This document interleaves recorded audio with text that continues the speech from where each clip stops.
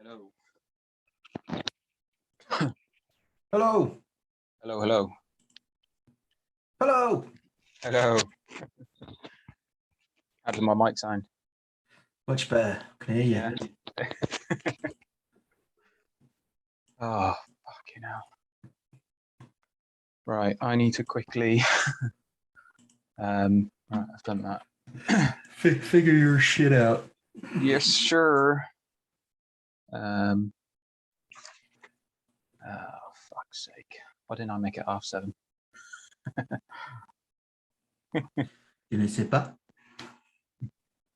Do you know what? I know it's not.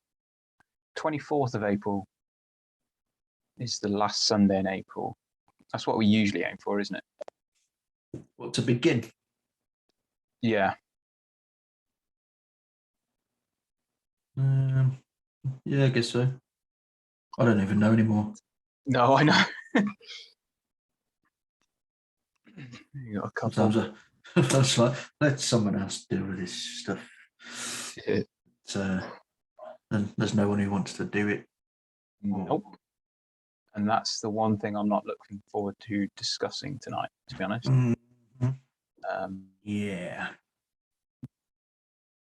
that's yeah. I ain't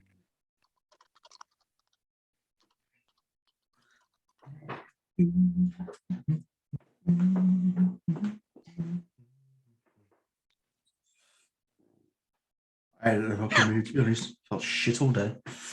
What's that?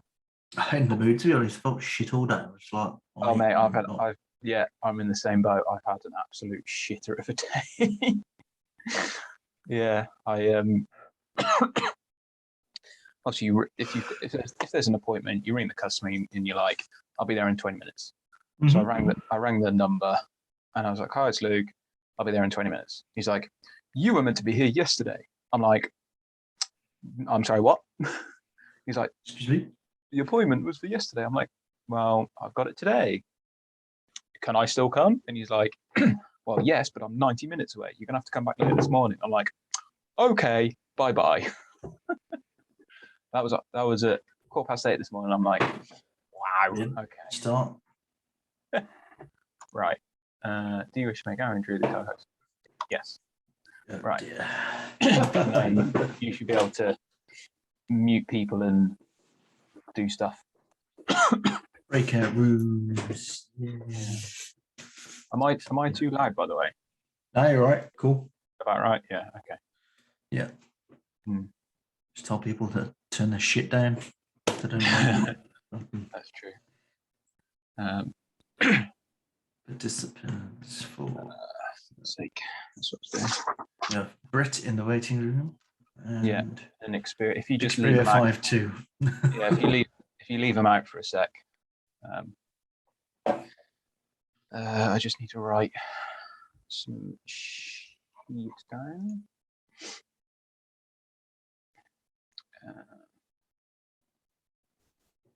I didn't quite finish the PowerPoint.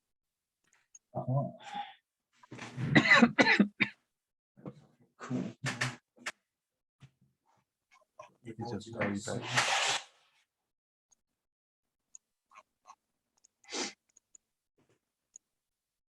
very... Stu Walton's favourite. What's that say? Eat more chicken. It's a cow. Is that the That's Chick-fil-A? Yeah.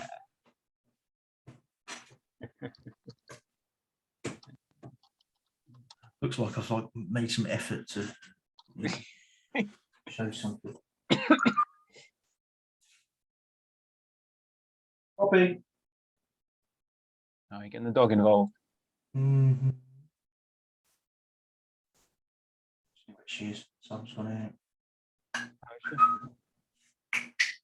Not playing Fortnite. To drop. Usually.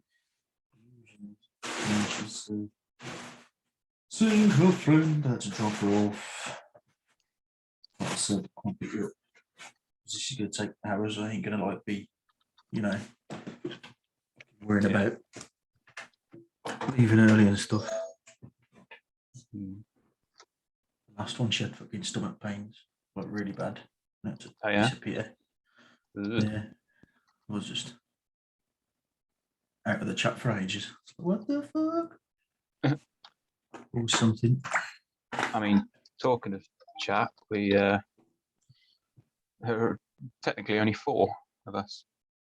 I'm I'm going gonna to step out step- tonight. Yeah, Gaz will That's what's sit for sitting us. for us. I'll be around later though. Also the outside.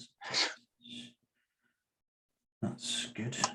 Why doesn't he just, I don't know, stick his one of his headphones in and just listen in? Yeah, He's done that before. That's fair enough, though. I'm guessing the Xperia might be Gaz then.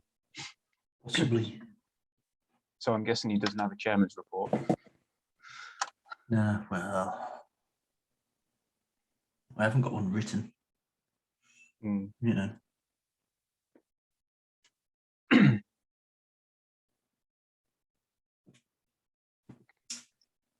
Not too much to report. I think whatever we've seen teams, you know, we've spoke about different things anyway, and I ain't really got any gripes. Yeah, I mean, I'll just quickly, well, to be honest, I haven't written so Tom, about 2 months ago, before he got the BBF president's job, he said, oh, do you mind doing like a season review for the league? And I was like, yeah, sure, I'll do that. So I'm just basically using that for my report. But I've included one more. Mr. Finnegan? Yeah, I included, who did I include? I included the fact that the bit about the iScore and Sports Engine Yeah. not being good enough. Nah, not quite. It was a bit shite. Yeah. The idea there is there, but the integration is just fucking. Yeah, and the execution of people using it Yeah. wasn't great. But yeah, you're right. The integration was shockingly bad. Yep. People could pick up Game Changer and quite easily score, I found. Yeah. People just had trouble getting iScore. I don't know what it was, but it's laziness or. You're right. Yeah. You know. I don't know what it was.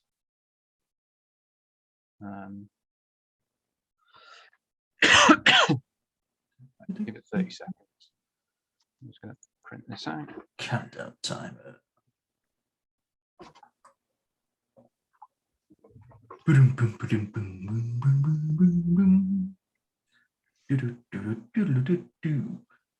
Why have you got a big screen up? What are you hiding? You are? Why are you hiding everything behind there? Oh, it's a mess. I'll show you if you want. Wow. Oh yeah, you saw it. I saw it last night. Yeah. It just, I don't know, makes it look a bit more professional. Right. Dear. Let's accept everybody.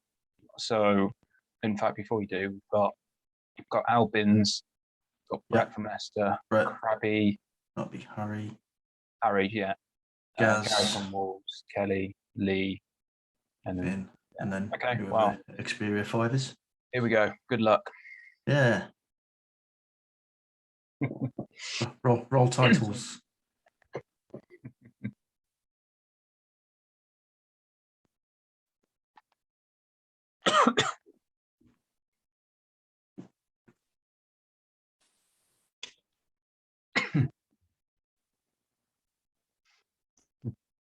Evening, guys. Evening. Hello. How do? Hello. Try and unmute you all.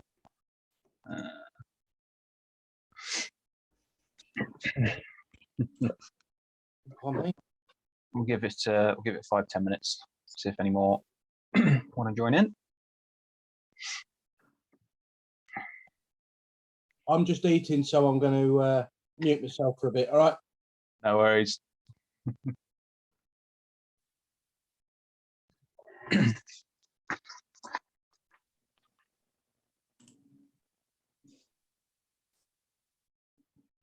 But I'll leave you to unmute, Luke. But I think you'll end up unmuting people. I'll end up muting them at the same time. Oh no, I'll let you do it. Sorry, I'll let you just do it. give it to one. Who was eating? Yeah. Sorry.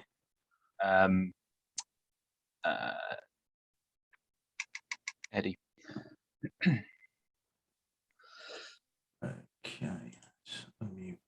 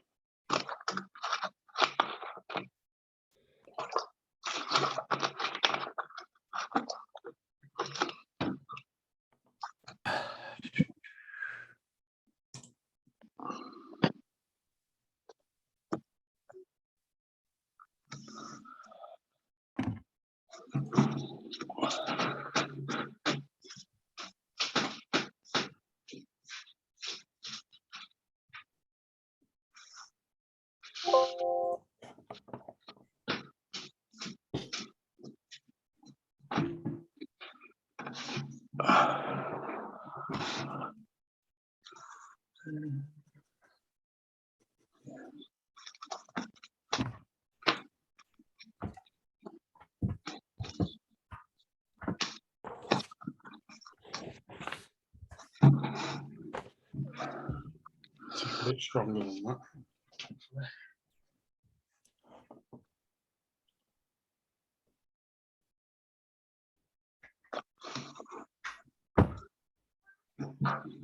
So your raffle prize has found a home, Aaron.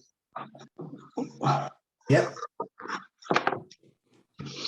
Safely on the wall. I say safely. Don't knock it. Yeah, if you put up, it's not going to be safe, is it? Yeah, well, don't want to take it off. It's one of those sticky ones. So all that fresh paint we've put up, it'd soon be off.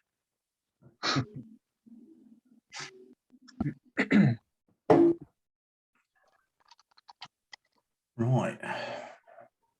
We got one from each team there, Raz.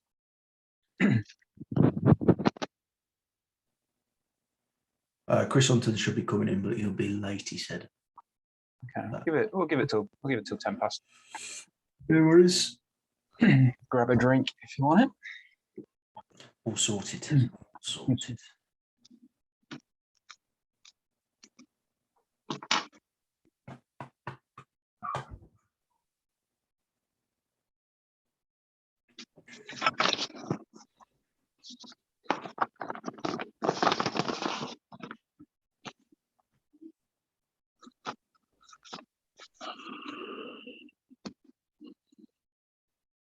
Glad you've got your pen, Mikey. Yeah, I'm prepared. I won't be doing much writing I can take notes, but I won't be able to read them after. That's my trouble. there. Mental notes. They should have said I should have been a doctor. More scribble. Yeah.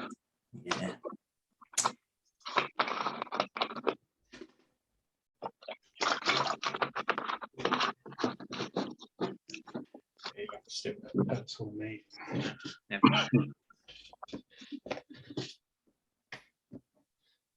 I think we had There's a bit of plastic in there.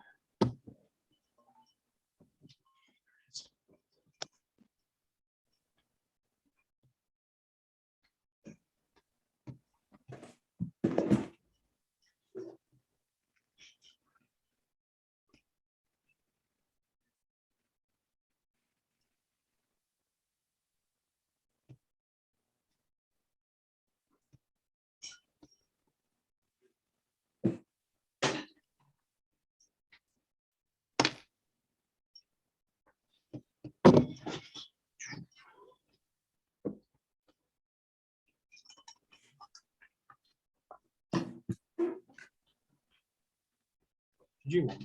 No.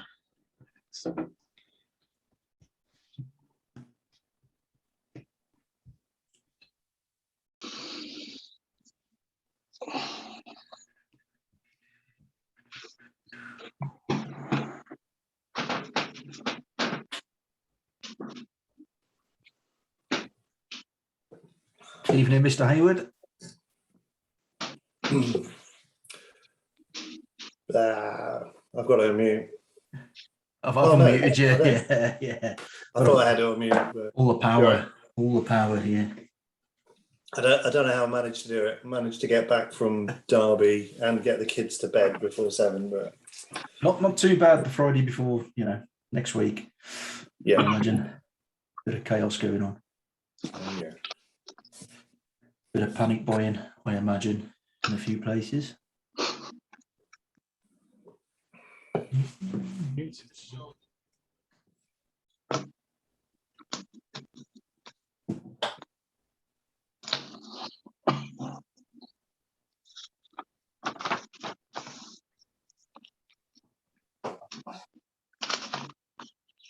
anyone's muted and they need unmuting, just pop your hand up or something so I can see on the reactions.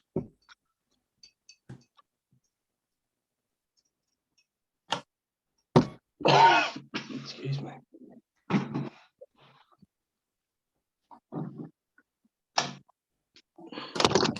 Woo.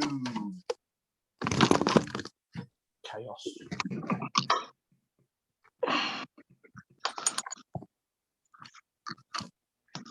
Yeah, all I've done today is built that shield, and I was like looking at the showcase. Oh, yeah. Nobody's going to go in the day, 11 o'clock this morning. I looked at the Spider-Man thing. Any like empty seats, 2 empty seats in the whole cinema. So it was ram packed full at 11 o'clock this morning. You'd think it'd be empty, wouldn't you? Well, must be quite a popular film. Every showing. You're unmuted, guys. As interesting as your Spider-Man chat is. I did mute it. Probably unmuted you. Yeah.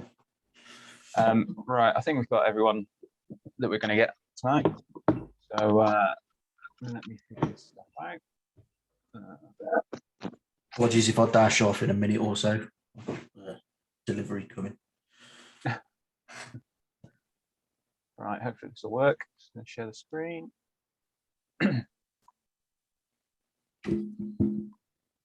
Hopefully you can all see that. Right. Welcome to the AGM, everybody, where I'm sure we'll have plenty of discussion about lots of different things and the plans looking ahead for next season. Outlining this meeting, hopefully you've seen the rough guide that got sent out a few weeks ago. So to start, we're just going to have season reviews from the teams that played this year, report from myself, and then Sean has actually had to drop out last minute tonight. So we might have to skip Sean's report on that one. And then we've got discussions about Clifton Pirates, Rugby, Warhammers, and Sheffield Bruins back next year. With obviously the format for next year as well, how we're going to do it. We're going to split it west-east, play everybody at once. Plenty of discussion for that one. And then we'll nail down a opening day for next year as well if we can. And then a couple of things after that we said we'd look back on in the AGM, including baseballs that we used over the course of this season. So we used a combination of three different balls. So we'll try and narrow down a particular ball to use for next year. Similarly with equipment, we're going to look at feedback, because I know this is a hot topic at the start of the year about the equipment. So we're going to talk about that as well. And then finish with business. Any other bits and bobs people want to talk about. So first things up, season review from Birmingham. If you want to talk about your experiences this year. I'm Bob for the guys I haven't met yet. I'll be the chairman for next year, taking over for Pete. If you guys can hear me. Yeah, we can hear you, Bob. Oh yeah. I think overall it was a good season. I mean, I know this is my first year playing in the UK, and for what I heard, it was a lot more put together than last year, at least. And yeah, it felt like everyone played well, played fair. It was all good. I think the only thing we struggled with was the dev game situation, but that's just kind of is what it is when teams don't have enough guys to do 2 games. And I think the only big sticking thing for us this season was just, I think as a whole league, we need to try and get a concrete set of guys to do the umpiring across all games. Because that seemed like something that just, I mean, we struggled to get guys to even volunteer to do it or find someone impartial to do it. But I think that's just something that needs to happen across the league. Yeah, I think, I mean, for us, we noticed definitely from the start of the season to the end, you have big development in some of the guys that hadn't played before, never touched a ball. So I think overall for us, it was a very productive year.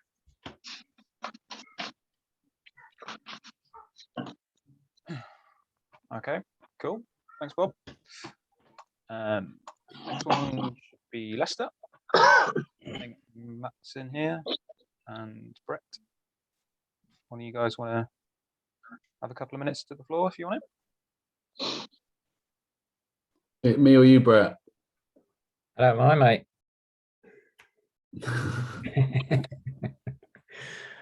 I think we very similar experience, I think, to what Bob's just said. I think generally the games are all held in a pretty good spirit, very competitive. Yeah, we've struggled with numbers. We've got a big squad, but trying to get numbers all together on the same day, especially for away games and especially at the end of the season when there was nothing to play for. We've found that a bit of a struggle. Development games as well. Yeah, I think inconsistency of umpires was definitely a theme that we want to see addressed, or some sort of plan for that. Yeah, and maybe the playoffs, more teams involved. Yeah, and then the rest we can discuss as we get further on. But that's about it. Anything I'll add is I think just my own personal experience, the single header 9-inning format probably didn't help things. Yeah, it then kind of created an undercard scenario for the development game.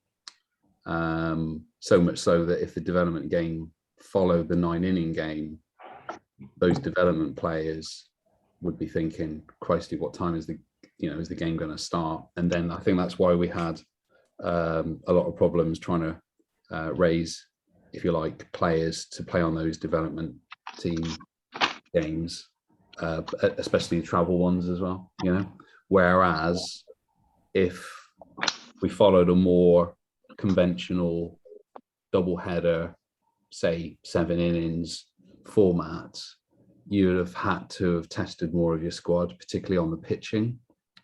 And I think that format was more accommodating to get like a broader range of your squad, involved. Whereas I think just having this kind of signature 9-inning game, that just basically took over the whole thing in the end. And so we only really had our kind of, first teamers making themselves available for games, even though we knew we had about 20 other players who could play, but, wouldn't get a look in. So I think the format needs to be looked at, but, happy to hear what everybody else thoughts are on that one. Yeah, I'd agree with that. I think that would do it for us. Okay, cool. Thank you, guys. Good points raised. Yeah, obviously, everything that everybody says with these sort of season reviews will naturally fall into other parts of the night. So I've made a few notes about particular things. So I'm sure those will come up later on in the night. Cool. So we've got next up from Long Eaton. I think Mike. is there. Sorry, I was muted. Can you hear me okay? Yep. Yeah. So I have to agree with pretty much everything that's been said already by Bob and Matt. So yeah, fun season. Obviously started later than I think we all like to have started, but that was obviously COVID related, and therefore ended a bit late. And again, nothing that anyone could have really done anything about. So I think for all intents and purposes, we did a good job considering what last year threw at us. I do agree certainly with the umpiring, but I think we just have to call a spade at some point, because this is a continuing problem within baseball in the UK. I don't know whether the players' expectations are too high. Certainly when we've played competitive games and they got a bit close, it was easier to pick on an umpire than it was perhaps to have a more kind of relaxed attitude from either team and just say, look, at the end of the day, they're not a professional umpire. They're going to call it as they call it, you know, and just trying to take that out of it. But I think we all need to work together in kind of building up umpires as opposed to tearing them down as quickly as can happen in a competitive game, certainly. It was obviously this year was a bit of a weird one as far as starting times. We started the year at 12 o'clock, and I think it then became the norm to start games at 11. Not that it was a negative thing. Obviously, I think that just naturally happened, probably more down to travel times in the 9-inning games. But I certainly would be open to looking at a 7-inning game format, because my last point really is just about, I think, the league and what we're actually trying to achieve in the bigger scope of it, really. So at the moment, the way I felt last year it was just competitive on competitive. But the downside with that, especially when you're playing a 9-inning game, is you're going to get the same people pitching every week for the same teams. And then you're going to end up in a situation where someone's your lead pitcher's arm's blown out at the end of the season, and you're in a situation where you're having to use additional pitchers who you don't usually use. And then you might find yourself kind of losing or in a different position. Whereas if you've got 2 7-inning games, a bit more restriction, you're forced as a team to develop your pitches. So I do think we've got a responsibility as clubs to develop players, develop pitching, develop the sport. And as the current league is set up as a 9-inning league, it's not going to develop anything. It's just going to be a competitive league for players that want to play competitive games. And it's going to eventually push out new players, because there just isn't the room for them to play unless we end up in a like a single A or double A format. And then finally, what else did I have? Hold on. I think that's it, really. I mean, otherwise, really enjoyable league. You know, it was great to play teams that we haven't played before, and obviously play against players that we played under different teams, and you know, so gone off and started there. So, yeah, I think it was a good, successful season all around. Okay, cool. Thanks, Mike. Yeah, okay, good points. Good points once again. Yeah, okay. Right, next one, I believe, is Starbridge. If Aaron or Chris want to hop in. Just referring to my notes, Luke. It's pretty bare. Season overall for us, obviously we won nothing, but I think it was enjoyable for us, regardless of results. It was tough on the guys to start with, but they kept coming back, so they got to play. That's the thing. I understand like the issues with getting everyone involved and the ideas of, you know, 7-inning double headers and stuff. From our perspective, this has worked for us as a 9-inning thing, because we've been able to get guys in. We weren't going to lose from it. You know, we weren't. major disadvantage because the guys we've got, you know, is a similar standard with a few standouts. As far as our relationships with other teams goes, you know, I think we've all pretty much got on fairly well. Maybe one incident this season which we won't talk about, but, you know, it's water under the bridge as far as I'm concerned. Umpiring, yeah, I agree with Mike on this. You know, it's across baseball. You're always going to have disagreements about decisions, and I think you've got to build them up rather than knock them down, just like you said. People have got to start somewhere. You put someone out there for their first time, they're going to make loads of mistakes. It's horrible. But if they don't do it, they'll never get to do it again, so on and so forth. You've got to start somewhere.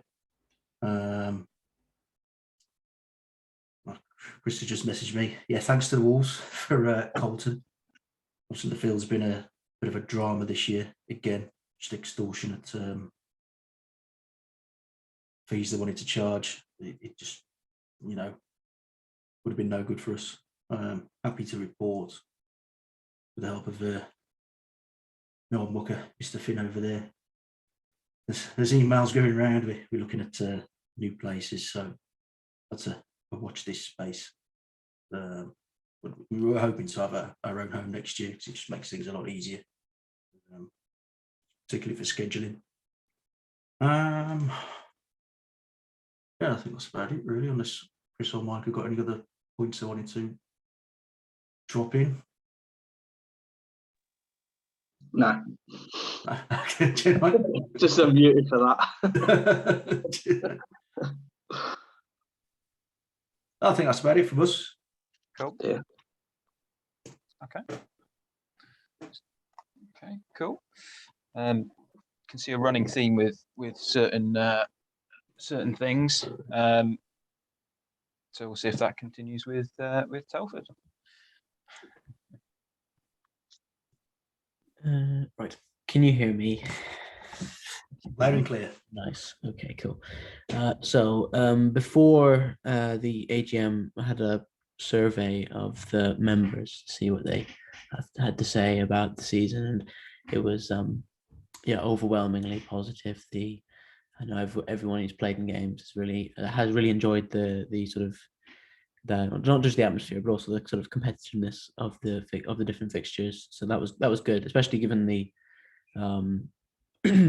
I think the way that the season went. It was really positive. So that was good. I know they're all looking forward to the next season. So I think there's a league doing something right. And the distances that we travelled, and that was a big concern before last season, was the distances and that was no problem. We had no problems with travelling and all that. So that was a positive. And I know that's one of the main sort of cornerstones of the league, being a reduction of travel time and making baseball more accessible to people on weekends and all that kind of stuff. So that was all very positive. As the sort of two things that came up with members, and it's kind of a recurring theme this evening really, is the first one was umpiring, and the idea that, you know, for a lot of the time we had games, and we were ourselves guilty of this as well, where you have your strongest 9 players, and then you try and rummage around your development team for someone who wants to try their hand at umpiring, and obviously that's not ideal if they don't know all of the rules, because they're brand new to the game. And the experiences we had during the season with good umpiring was when it was always with people who were quite experienced anyway, whether that be from a different team who weren't playing, or if we had we played. I thought the 2 games we had against Worcester with Eddie umpiring, we had no complaints with anything that any of the decisions there. And I was thinking perhaps we could have a think about if there was off day, if teams had off weeks, then maybe it would be on their responsibility of their senior players perhaps to help out and umpire games as a neutral, given that if they had a week that they weren't playing. I think that might be something that we could have to think about. And when teams aren't playing, they can help out. They have people should have a responsibility to maybe take the burden of umpiring off teams who are playing. That might be something that we could think about. But yeah, obviously it's a very difficult issue to solve with as it's been stated, across UK umpiring is a problem. So yeah, maybe we could have a think about some solutions like that, perhaps. Then the only other point really that we had was some of our development team, some of our players who brand new to the game, were there was long periods of the season where from various different reasons they went for quite a long time without playing any games, because some teams didn't field development teams, and some development team games were cancelled at the last minute, which was quite inconvenient. And I think playing into that theme of trying to make the maybe games a little bit more standardized, and trying to accommodate the development team game a little bit more on the same level as the league game, should we say, might be something we could have a think about, just to try to give the two games sort of their equal priority. And maybe that's, even if we had some sort of standing. I know one thing that came up with a couple of people was like they really wanted a league table because they felt that they were just the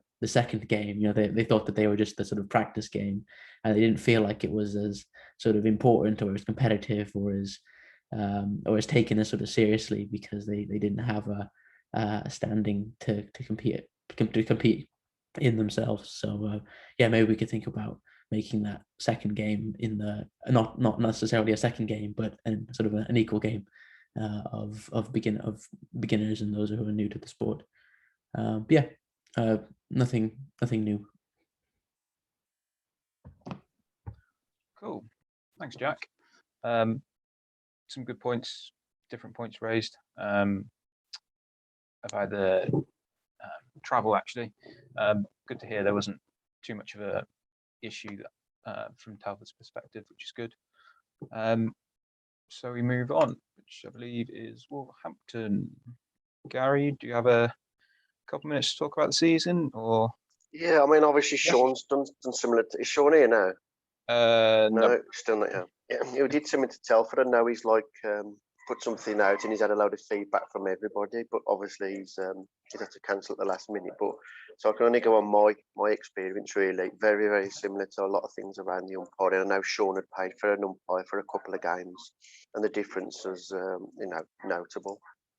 The away games, I mean, because we were, I suppose, still in the running for a long period, we didn't have an issue with. We did have an issue, with some of the away games, even though we were competitive. So it's the usual people who, obviously, like when the league was formed around the travelling, we knew they wouldn't go to the away game, they wouldn't be available. And it's like the usual excuses coming out, I've got childminding or whatever. But they're okay for every home game and every local game, like Stourbridge, Worcester. So definitely an issue for us around the travelling, if I'm honest. I think the biggest bugbear for me was Sports Engine. I don't think it was used properly. I don't think some of the teams were loading like development games on it. It was a bit of a mess. And again, it's like getting someone to umpire, it's getting someone to do it on the day to get it accurate. But for me, I mean, everyone on the team loves Sports Engine, everyone loves the stats. But it didn't seem to be, we paid a lot of money for it, and it didn't seem to be used, in my opinion anyway. And then the pitching wise, I mean, I know they mentioned about the 9 innings. I know we've got 4 pitchers. One, obviously Dennis is a standout, but we've tried to protect Dennis as best we can, probably to our detriment. Like we played Telford and we used Ash, he'd never pitched a game. So I mean, I think you've got to take some personal responsibility around that sort of stuff, rather than say it's 9 or 7 innings. I think it's up to you guys to manage, your health and stuff like that. So that's what we've done. And like I said, sometimes probably to our detriment, we've thrown people in like Crofty and Ash, when we could have just easily just turned to Denny. So that's the way we've managed it on our team anyway. But no, I can't think there's anything else from me this time. Cheers. Cheers, Gary. Yeah, another different point being raised with Sports Engine.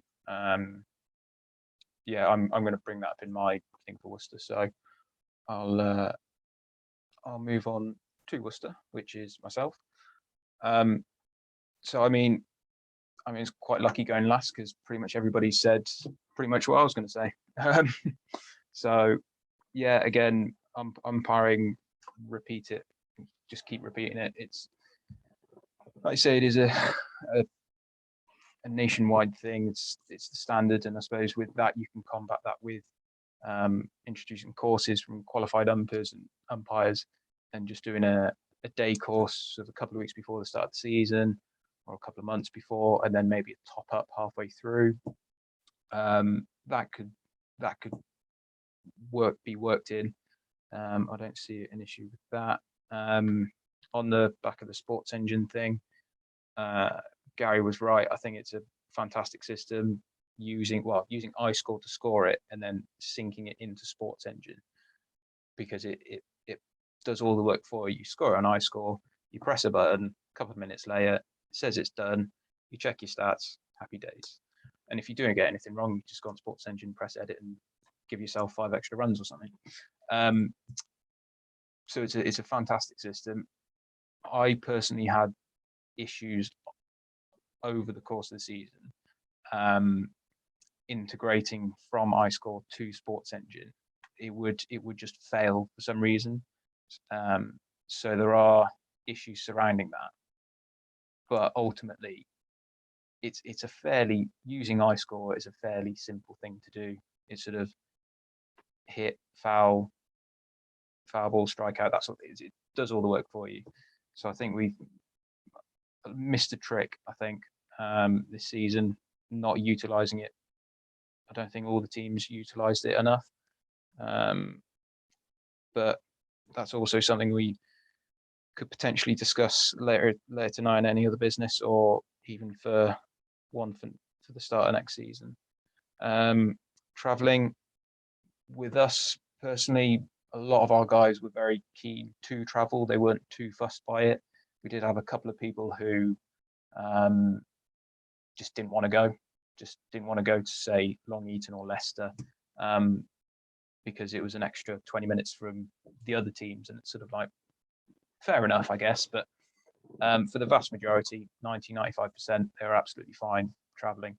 But length of day was brought up, to be honest, mainly for home games actually, but that's more on me getting them there early enough.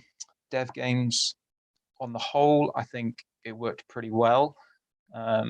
Like has been mentioned, having enough clubs having a developmental squad, or having enough not leftover players, but unused subs from the first game, then playing in the sort of second dev game, was limited as well. I know a couple of clubs sort of said from the offset they won't have enough numbers. Absolutely fine. So it was a bit of a up and down season on the dev side. I think that's pretty much it. Overall, I think it worked pretty well. Pretty successful season for us as a club. I mean, we had great games throughout the season, to be fair. I don't think there was a bad game. Even when we lost, we were good competitive games. Got no complaints there. Yeah, that's pretty much it on my behalf, to be honest. Yeah, that's pretty much me. So next on the list is the interesting one. So I'll put that on my right. Cool. So this year, for next year, we need to sort of firm up positions and committee positions and how decisions are made. Because I know our very first year, obviously, it was only Worcester, Stourbridge, and Wolverhampton. It was fairly easy to organise, and then Telford came along the year after, still relatively easy enough to organise. But then, obviously, with the addition of 3 more teams, Birmingham, Leicester, and Long Eaton, complicated things because just the amount of people and different bodies. So I think for going into next year, we really need to firm up positions and responsibilities and who makes what decision. Because I know we've currently got sort of a couple of WhatsApp groups set up, one for just the club chairman, and another for the club chairman and a club representative, plus the addition of Eddie as sort of the independent overseeing eye, throws his 2 cents in every now and again, in case we're missing something. So, and I think that generally worked quite well, because it could get a lot of information out to a lot of people fairly quickly, and you could relay that to clubs. But I think going into next year, there needs to be some sort of management committee, as it were. So you have a group of, say, 4 or 5, where they are the ones who make the decisions, and you could still have the subcommittee of each chairman and the representative in a chat, but they're just there to discuss ideas. The only ideas that are actually made for next year are in this management committee, this main committee, which I had written down in the agenda as a chairman, secretary, treasurer, fixtures officer, and welfare officer. Now, that's obviously the ideal scenario. But since I sort of released the agenda and released the date for this year, for this AGM, sorry, there were, I won't say 0 applicants, but there were 2 applicants for 5 positions. So, as some of you or all of you may be aware, I'll be stepping down as chairman of the league. So that position needs to be filled, but unfortunately we didn't have anybody come forward for that position. Secretary, there was no official role for it this season last year. Albins has come forward for that one, which is great. Treasurer was held by Sean last year, which unfortunately he's dropped out, and he hasn't said if he's retaining it this year. So that's potentially up for contest. Same, and then I did insert the fixtures officer and welfare officer because, admittedly, I put my name down to fixtures officer because that's one part of the job I did actually like doing, organising fixtures. But that could be a non-management committee position. Similarly, with the welfare officer, I put that in there because the more clubs we have, the more players we've got, the more responsibility we have to those players to look after them. And I think that's quite an integral role. So I'm going to open it up for discussion on those 5 positions and how we go forward for next year and who takes over what position. Because like I said, I'm stepping down, which basically just leaves Albins to run it all. So if there's nobody against it. So unmute yourselves and have a discussion. I can see Al's hand is up. So yeah, go ahead. Well, yeah, sure, Luke. I'll run it all. That sounds great. No, I mean, I've thrown my hat in the ring. I'm here tonight representing Rugby with a view to us joining the league, and very much in the spirit of that, I want to be a part of it myself. Previously, I was a manager of Newcastle Nighthawks 3 years. I've got experience in the BBL, and I've worked under Mike Long Eaton Storm as well. So, yeah, very happy to take on kind of a supporting role. I don't think I can do the chairman role as well, but certainly very, very much happy to assist in whatever way I can. Okay. Anybody else have any thoughts on how we run it next year? Because like I say, at the minute it's just Al as the secretary potentially for next year. Well, I'm happy to help and support, but I can't give it 100% commitment at the moment. So having a position there is going to put pressure on me. But I love the league. I love the concept. I love the game. And again, anything I can do to help, I will. But I can't 100% commit to, like the chairman's role or a president's role or something like that. But I am I am wholeheartedly behind the league and want to help wherever I can. So I don't know what the answer is, but it's obvious. Everybody knows what a hard job it is, and the fact that you've done it for sort of 3 years, Luke, is, you know, testament to your perseverance. And but it also is proof that one or two people can't do it on their own, because, you know, life takes over, unfortunately. So spreading the burden out is the key to people keeping enthusiasm, not burning out. So, and I'll say that, and then I'll say I can't commit, but unfortunately that's the way it is.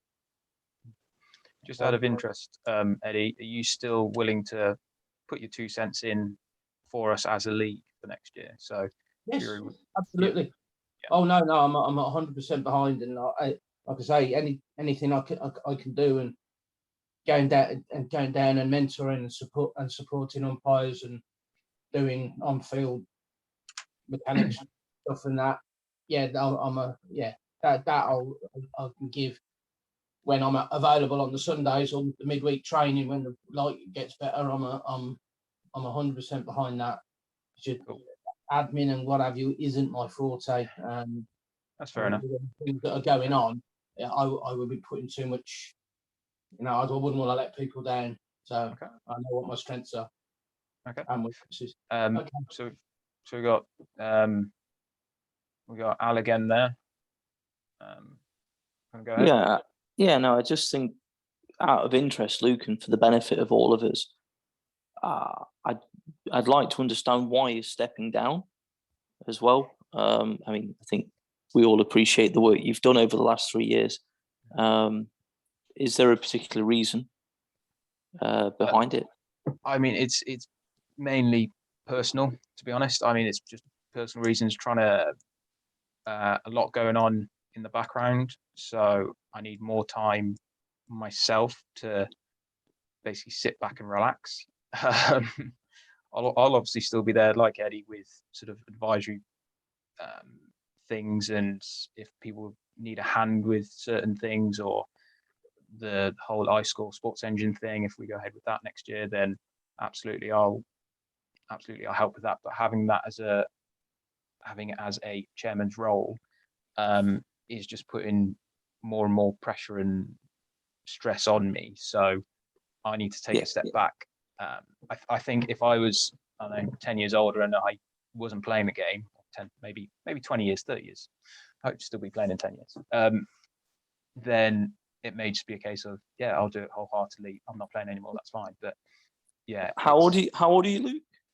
31. Okay, no, I'm just trying to gauge whether I'm too old to do this. Yeah, that's why I quickly said 20, 30 years. Yeah. Yeah. That's pretty much it, to be fair. I need to take a step back from it. It may be in 12 months' time I'm ready to put my name in the hat again and see where we are. But at least for a season, I need to take a step back. So okay. In lieu of anyone else stepping forward, can I suggest that between Eddie, yourself, and me, we form a committee that collectively does this alongside a treasurer, and we'll delegate responsibilities between us in terms of fixtures, secretarial work, and chairman work, and we move forward with that.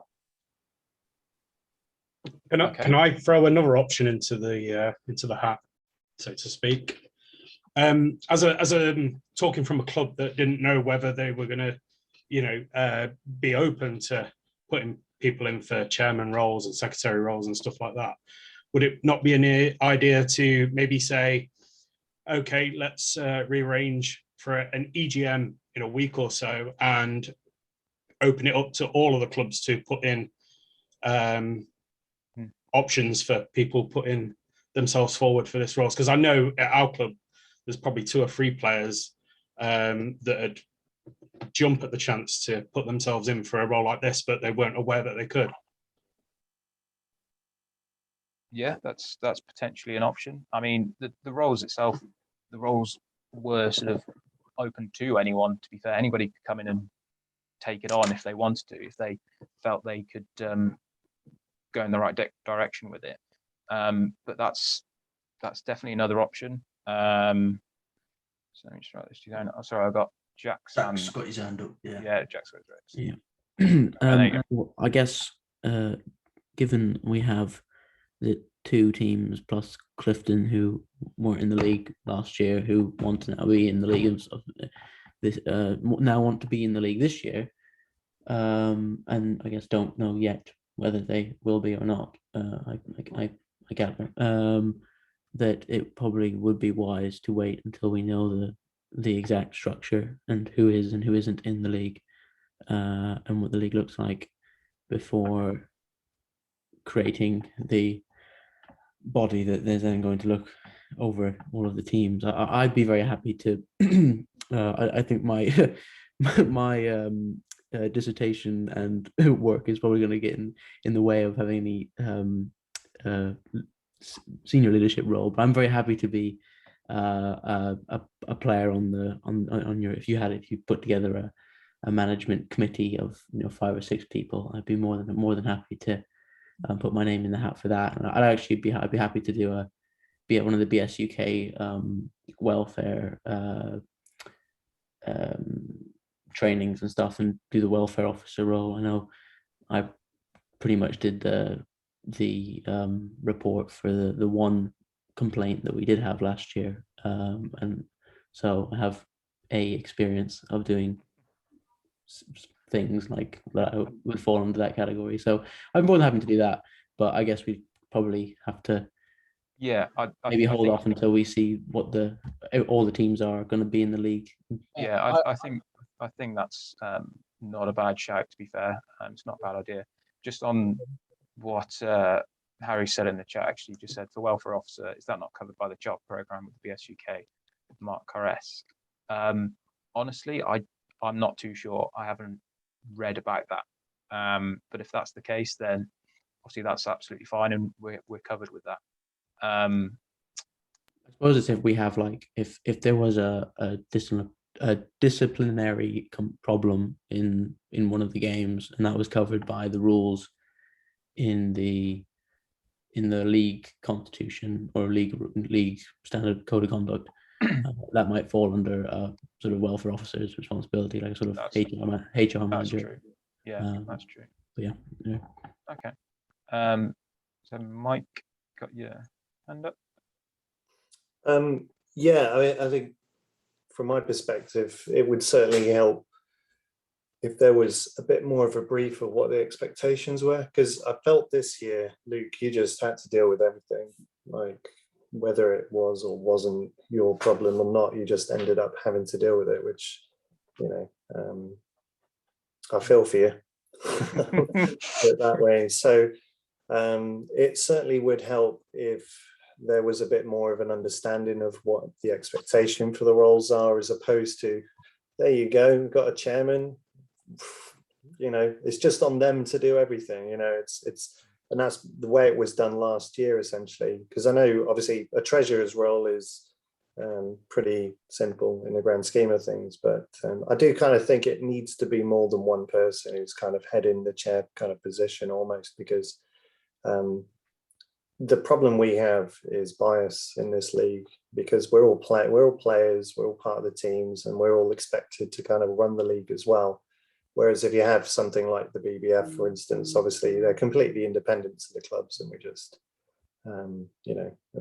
it's a lot easier from that point of view. So if there's perhaps 2 people that are acting sort of chair and co-chair, that I think that might work a little bit better, because you're not in a position where you've got all the responsibility to do everything with one person. Like, for instance, in our club, Alan and I were kind of working together on a lot of stuff. I'm sure you do the same within your clubs as well. It's not always one person's role to do it, but if there was a bit more of a brief of what the expectations were, I think it would help, and perhaps allow people to make a bit more of a formal decision about whether they want to put their hand up for the roles. That's fair. I think you're right that so I had to do it this year actually for the Worcester AGM, I did list down the roles and their responsibilities, basically what's expected of each role, and I think that is a good idea. So I think it might be worth, like a couple of people have said now, to sort of delay it for probably the new year now, let Christmas and New Year get out of the way, and then call an EGM. And if anybody, if there are interested parties that want to apply for it, then obviously we'll run one and discuss just that format. But that's not a bad idea. I've got Brett want to talk. Yeah, I was just wondering whether there's not another way. We're talking about this. Nobody obviously wants to take it on. We've all got things going on outside. It's too much for one person or two people to do. So can we not look at this another way and have the management committee being a member, whether that's the chairman or whatever, a member from every club with a single voting right, and everything gets voted on and delegated from there? So we're talking about. We tried that though with the welfare, with the complaint. Like, I don't mean to interrupt, but we had experience of when we had the complaint put into our group, to our board, and then trying to get all the other people, like chairman from this team, chairman from this team, chairman from this team, chairman from this team, to try and come together and like agree to this one thing was like really, really difficult. And I suppose if you're in the middle of a season and you're trying to make decisions on the fly, if the league does expand to, if it does or it doesn't, trying to get either unanimous or majority decisions from every other team was quite challenging. So I do understand why Luke has suggested to make a smaller executive committee per se, as opposed to what we already have now. But that's my 2 cents.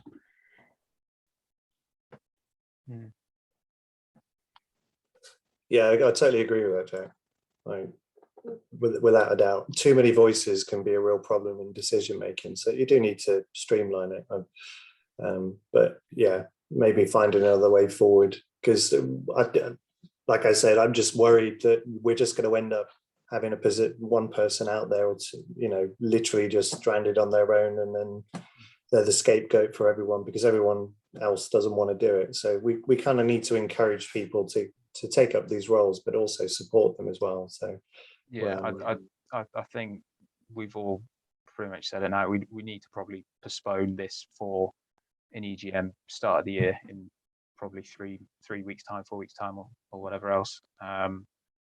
And yeah, we can finalize it then, because it's pointless agreeing to something now with basically just Al putting his name in the hat, really. So I think it's best if we hit the nail on the head with this one, and just obviously I've written down a few more notes of what people have just said in the last 5-10 minutes, and I'll put that out in the West Mids League chat to summarize, and then I'll put like a little pack together in a couple of weeks with roles and descriptions and general and different ideas for different roles and different scenarios. So whether we have 2 people or 5 people, or like Brett said, 1 from each club, and then we can sort of vote on that format, and then we can vote on if people want to, people can then put their name forward for those different scenarios. So if everybody's okay with that, we'll put that on the back burner for a couple of weeks. Yeah, the only thing, can I just add something quickly, Luke? Yeah, sure. When all I was going to say was as well, potentially for adding new teams. I know, like in our WhatsApp group for the club, it was discussed about like revisiting that possible East and West league. So we've got an East and West Midlands league, and then obviously we have like the playoffs, and the winners from each one play each other in the final. So obviously, if we were to do that, it might be easier to have like a chairman for the East and a chairman for the West. Just something to consider if we go down that route. Yeah, absolutely. So I'll just write that down as well, because obviously I think that is the next thing we're talking about actually. So West East. Yeah, cheers, Gary. I'll write that down, and I'll put that in the list of options as well. So that's fine. Cool. Right. So like I say, we'll put that on the back burner for a few weeks. I'll put out another text and Word document, what have you, with different options. And we'll go from there, and we'll revisit it at the start of next year. So that is out of order. Right, hang on. That shouldn't be there. Let me come out then. Not sure what's showing there. Let me just. Don't need to see your personal emails, Luke, please. Just going to stop sharing for a sec, just while I get it in order.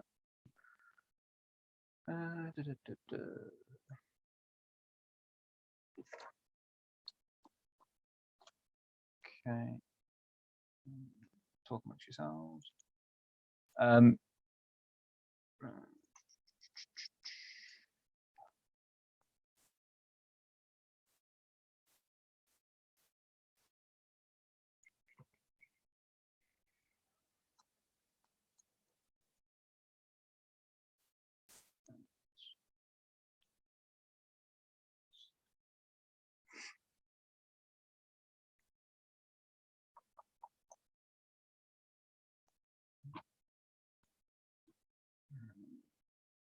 Share screen. There it is. So this is obviously going to be probably the biggest talking point of the night. So I don't know if people want to take a 5-10 minute break before we get into it, or do people want to just go ahead and get into it? But if you want to do some breakout groups, Luke. Breakout groups? Yeah. So I can chat with the lads for 2 seconds. Oh, okay. Yeah, so we'll take a quick 5-10 minute, we'll reconvene at 10 past, give people the chance to grab a quick drink. Because yeah, I think the next one's going to be quite long. So shall see you back in about 5-10 minutes.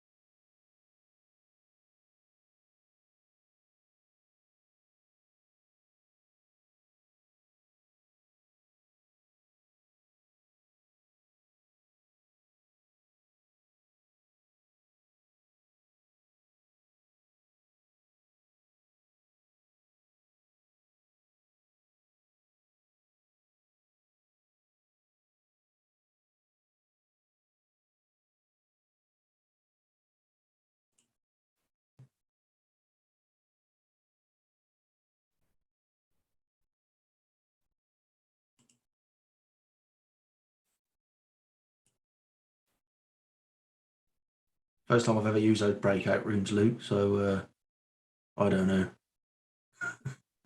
I just split to a main one and then like our guys, and then I don't know. I was impressed. I mean, it doesn't take much to impress me, but yeah, it worked. Practicing my dance moves. Yeah, cool. Bing! All right. Does that mean everybody's in there? Okay. I think that's it. Yeah, that's worked. Okay. That was cool. Technology. Yeah.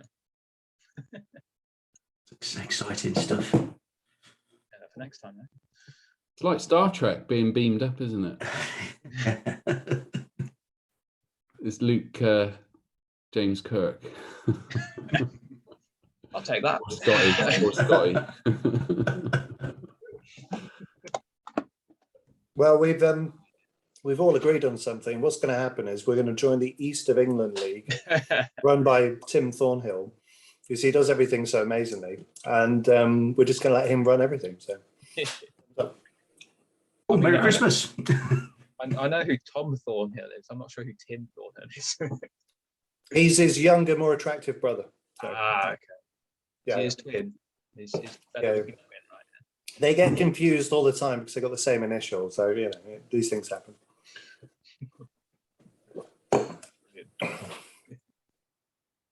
Right. Okay, moving on. So for next year, what do we do for next year? Is the main Luke, thing. just a quick clarification. Do you mean Sheffield Bruins or Sheffield Cubs? I believe it was Sheffield Bruins. I think. So what? They're double/triple A team, or they're single A team? So obviously I'm here. Sorry. Oh, okay, I didn't see you there, Kelly. Sorry. Oh, it's all right. So it'd only be the Cubs. So so we was having a discussion about this because obviously the Bruins want to make sure that we're having the competitive games. So for the Bruins, it'd probably be better off staying in the BBL, so we can play Liverpool and Cartmel.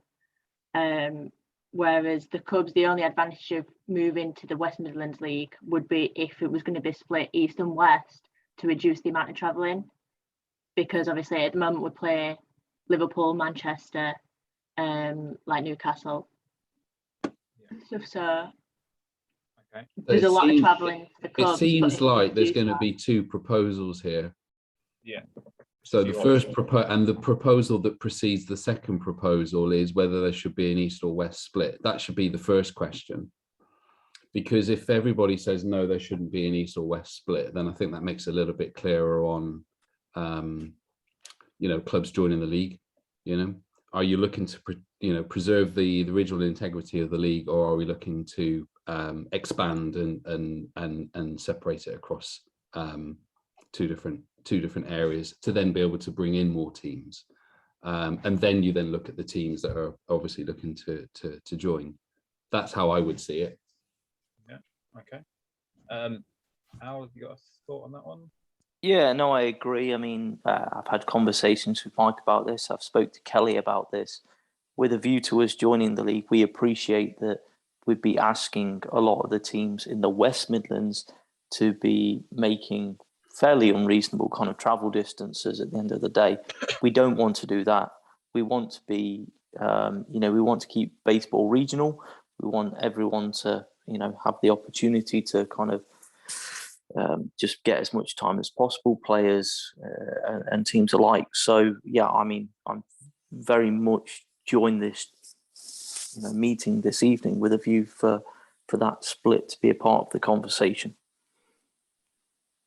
And that's, it's a split where we, as someone's previously mentioned, maybe we do need to organise ourselves as a separate entity in terms of a division, but answer to a higher authority as a wider part of as a Midlands kind of baseball league.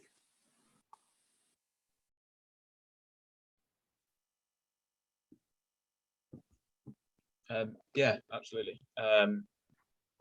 I think the vote on splitting it sort of west and east is obviously dependent on who the west teams are. I mean, you would go with Stourbridge, Wolves, Telford, Birmingham, and ourselves, Worcester. So that's obviously 5. If I'm adding up right.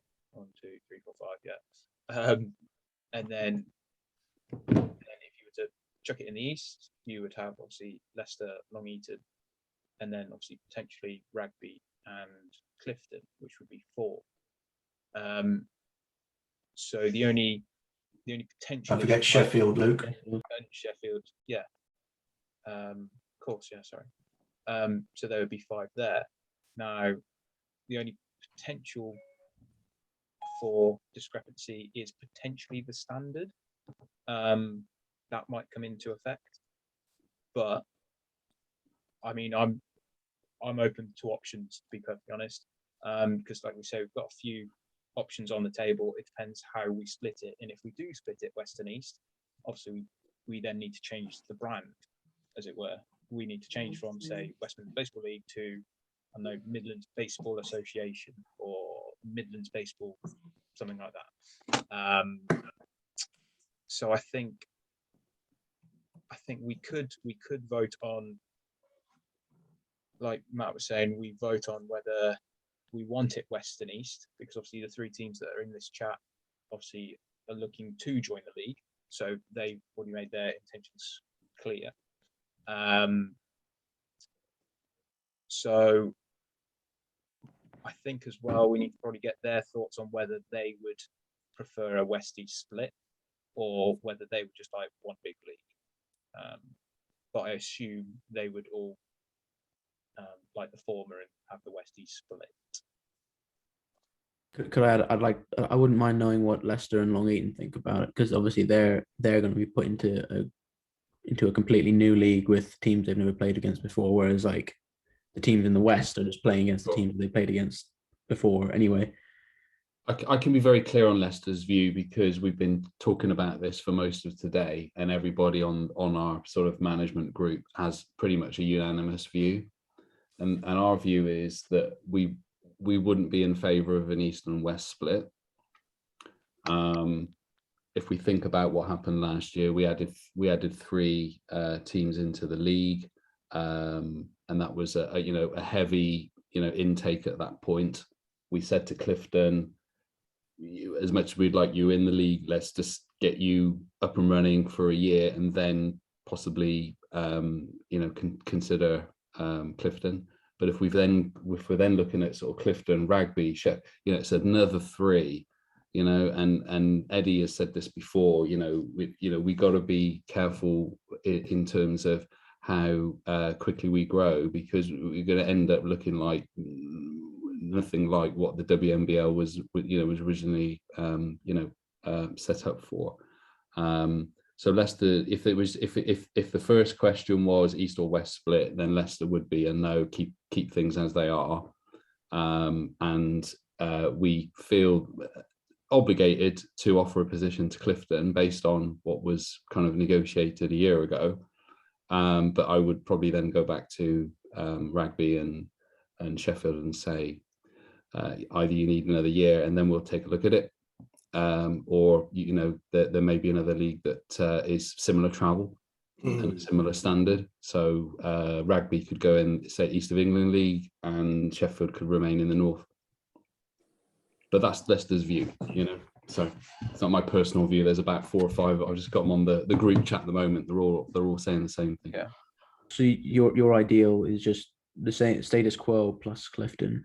That would be what you'd want from the league next year. It's not what we want. It's just what our view is. If we were asked what our view was, that's our view. Okay, cool. Al, you got your hand up? Yeah, I think one of the things to add into the mix as well is the potential for a discussion around development teams as well. We're talking about each team as a kind of single entity, but certainly within Long Eaton Storm now we've got at least 2 teams. One that could potentially play in the West Midlands League alongside potentially Leicester, Birmingham and everyone else, and then a secondary team that could play alongside Clifton, Rugby, Sheffield. So that would be a case of splitting. You raise a good point, to be fair, about how we're just talking single team, so Worcester one team, Birmingham one team, etc., etc. Would it then depend on next year on how many clubs have teams? So if, say, Long Eaton have 2 or Worcester have 2, put forward 2, does that change the whole aspect of what we're talking about? Or because then you've got a second set of players travelling over. So I think that I think ultimately one of the issues of the league, and a lot of people have expressed tonight already, is that the development games didn't happen last season. You know, I was the 11th man in Storm's squad, and quite often kind of finding myself with limited game time. You know, we shouldn't be limiting game time for players at the end of the day. We want everyone to be enjoying the sport and maximising that as much as possible, really. And if it is a case of creating not necessarily an East-West split, but certainly a AA, single A kind of split, and bringing new teams into the mix and fostering that's all for the better. Yeah, I think having, I think it was Jack that said it earlier about having a separate league for the developmental. So maybe not having it as a single A or double A, but having a separate league where the people who play the dev games in and out, they're new to the sport, trying it out, etc., etc. And they want competitive games. They've got that. Oh, we won 3 this year, or etc., etc. Admittedly, I did want to implement that this year, but with Wolves obviously saying from the outset they couldn't put forward a dev squad, and Stourbridge was sort of on the fence. I didn't think it was right to sort of implement a league structure as such with not having the full squads, full clubs available. But I think that's potentially something to look at for next year, regardless of however we split it, is having a dev league. So like you said, like Jack said earlier, we can have the competitiveness back. Bob, sorry. Yeah, hand up. Yeah, just on what I was talking about with the splitting into 2 teams thing. I mean, I don't know. Obviously, I don't know what other weeks are like with Long Eaton, whether you have enough guys to field 2 teams strongly. We're always up for development game and stuff like that. And we did talk about potentially putting 2 teams into the league, because at training, some weeks we have 30 plus guys there training and whatnot. So we thought, oh, maybe we could do that. But then, I mean, you show up to some games and you struggle to get 12 guys there. So it's a real tough one. If you can guarantee that you'll have at least 18 guys to be able to field 2 teams week on week, then yeah, fine. But I know for us, it's too unreliable with people having personal stuff going on that you could actually field 2 full teams. I mean, that's just us. We've talked about it loads, and yeah, it's just a tough one for us whether we could put 2 teams in. Obviously, I don't know what Mike's squad's like, whether he could field definitely 2 teams every week, but I know we would be able to do something like that. So just following on from Matt, because obviously just asking Long Eaton's opinion on a split.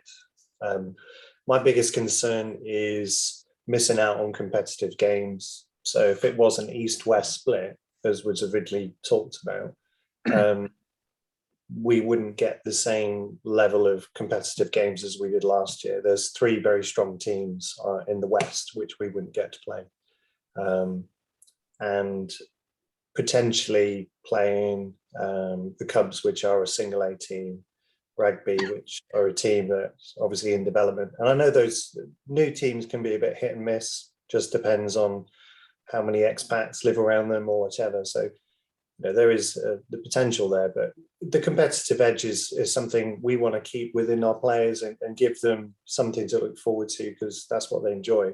As far as the second team goes, we're kind of working on recruitment to have a second team next year. Obviously, this latest COVID thing might have a big effect on all of that, so we won't know until later on in January whether that's been successful or not, but it's certainly something to think about. So yeah, if it was a decision on an East-West split, I would probably my coaches would yell at me if they, ultimately if we weren't playing competitive games against Telford, Worcester, and Wolverhampton. So that's just where we are, unfortunately. I would love to see other teams included into the league, but I think we just need to hash out a format that would work for everyone. Because I do accept Telford traveling 3 hours to rugby is just not going to work. I mean, we had to go down to Cambridge a couple of years, and it's just an absolute nightmare. And it's not an easy road as well. It's cross country, no M1, no motorways across there, so it's it is difficult. Okay, cheers, Mike. Got Kelly. Yeah, so from the Sheffield Cubs sort of point of view, so obviously you know that they're a single A team, but they won most of their games last year. So our thought was that if we were playing in the Midlands League, it offers that balance between single A and sort of a bit more competitive games to sort of increase the standard. So I think if it was going to split into a development league, that then edge of competitiveness is sort of taken away. So in terms of us, I don't think that would be an option for us, really.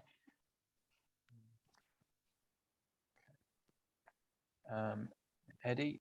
Just muted. Yeah, the thing I wanted to say was, with the talk of some clubs being able to put out 2 teams and what have you, we've got to structure it to our weakest teams so that we don't overwhelm or drive the weaker or the smaller teams out, like the Wolverhamptons or Stourbridges, who at the moment are having a tough time. And if we then, the teams that have got 20, 30 people, that could turn out 2 teams, is going to put the teams who are struggling at a disadvantage. So that I just think we need to sort of make the rules not the rules, but think about the teams that are struggling for players, and also those teams who say they can put out 2 teams, the clubs that say they can put out 2 teams, then what about a development league? I know, Matt, you say you don't sort of agree with it, and I actually, there's a lot of weight to what you're saying about 2 7-inning games, but you could also, just to throw another in there, teams that are prepared to commit to 2 teams, commit to it, and then they play in a development league, which we tried to do in year 1 and year 2, and it floundered because of, I think, just commitment. It was all very hit and miss. I know if we've got enough people, but if teams think they can put out a second team for that, then play those teams. It may only be half the teams in the whole structure, but they're there then, and you're going to get those games. It's just another thought. Okay, cheers, Eddie. Gary. Yeah, all I was going to say is, like, obviously from Wolves' point of view, again, it's something we've discussed in our WhatsApp group, and I know we were in favour of a split if we're going to have the new teams in.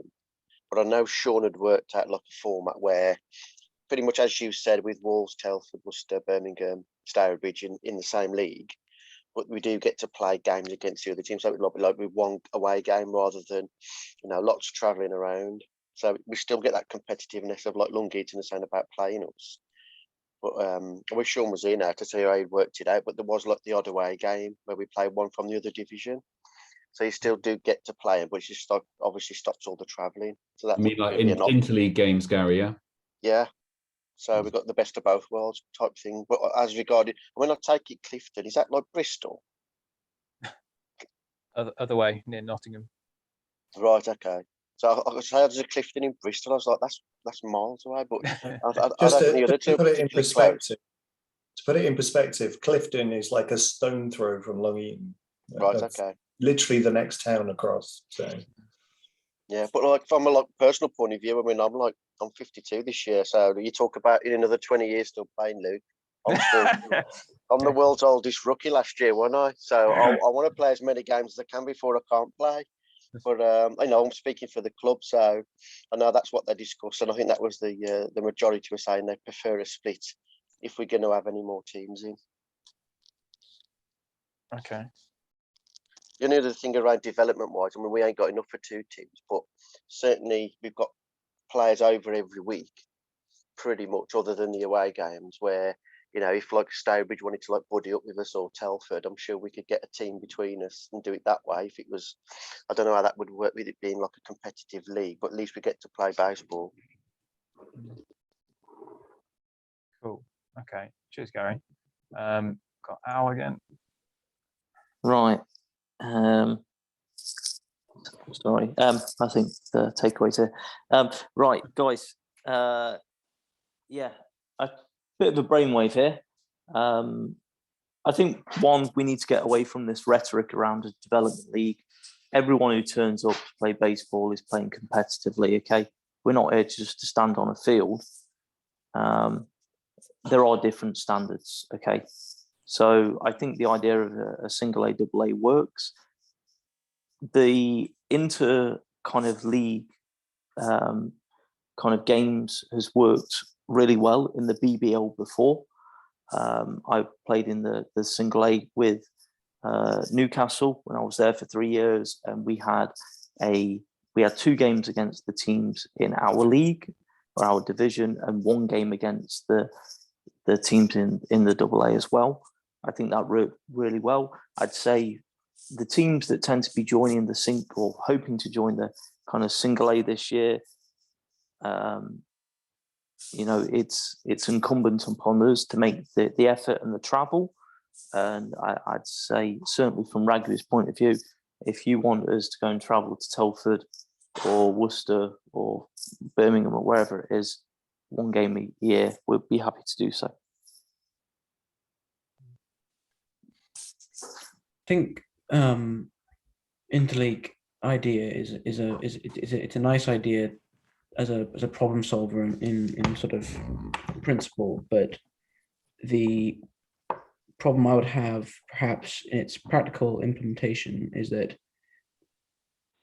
not everyone in, say, in the hypothetical West League is going to play every team in the hypothetical East League. So if let's say you played 1 game against the East, or maybe 2 games against your Eastern opponents from a Telford perspective, obviously there's going to be some sort of random draw. It's not going to be tailored or selected like, oh, well, Telford are about roughly the same ability as this team, so they're going to play this team. As the scheduling is going to have a random format for everyone, so that the league system is fair, so that everyone plays the same amount of interleague games, and that means that other teams have to play different teams. So there could be a scenario where we have our West League, which has Birmingham, Telford, Worcester, Stourbridge, Wolves, but then as our interleague matchup, we get drawn with, let's say, the much closer and perhaps more difficult game against perhaps Long Eaton. That maybe that decides that's a sort of season deciding game, but it's much closer, but perhaps more difficult. And then maybe an opponent, let's say, if it was, say, Wolves were challenging us for the title, or maybe it was Worcester, whoever that may be, they may get the much longer journey, which may be far more inconvenient, against a team that perhaps is not of a similar standard, and therefore then the Western Division is then being decided by interleague matchups of very different ability. Right. Sorry, what I was suggesting, so Jack. I'd find that might be quite difficult if you had Team A and Team B at the top of the West, and then the West then is then decided by a single interleague game against two very different standard teams. Like what I was suggesting, Jack, was that everyone plays everyone in their own team twice, say, and then you play each team in the respective leagues once, with it being incumbent upon the single A teams to travel to maybe the double A teams. Therefore, everyone gets to play each other at least the same amount of times, and there is no bias at that point. under that scenario, so it's Clifton, Sheffield, Rugby, and then are what having to travel to all of the teams in the West, and they'd all be happy with that. Like, I can only speak for Rugby, but yeah, I'll leave the other guys to comment. I appreciate the principle, and I'm all for more baseball and from getting more games together, but I think there's a lot of practical difficulties with that, and you're asking teams like you're asking, for example, in that scenario, you're asking Clifton to designate themselves as a single A team, which I imagine they probably want to be competing against everyone as the higher double A standard. So it seems like we're just punting around a lot of different ideas at the moment. I don't think I find there's going to be we're moving away from what we're meant to be agreeing or not agreeing. Yeah, we're flooding it with plenty of ideas. I think it's pretty straightforward. We need to ask the existing members whether we would entertain an expansion of sorts, whether it's an East and West split, or whether it's a single A, double A split, or an aggregate with interleague, because ultimately that's essentially what we're meant to be discussing, rather than how we do it, is whether we do it. Yeah. So.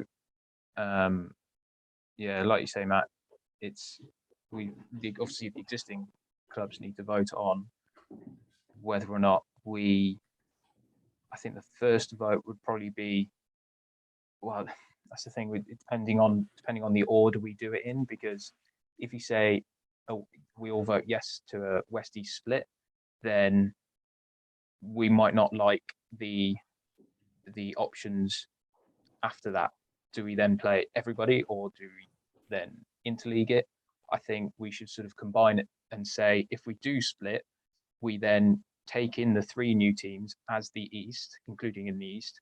But within that, we then, part of splitting it West to East is we incorporate that interleague play as the option.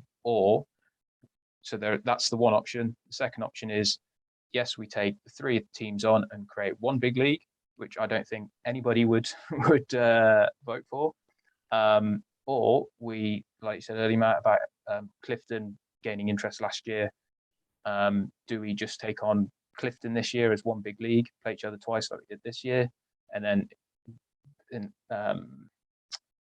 I think that's pretty much sort of the 3 options we've got, unless I think that's pretty much the 3 options, right? If we split West and East, we take the 3 new clubs on, and we have interleague play, or we have one big league with 3 new teams and we play each other twice, or we have our current format plus Clifton as one big league.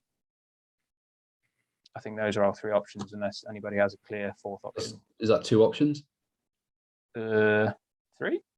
So existing format plus Clifton, yeah, or some other format to be decided with all 3 teams added.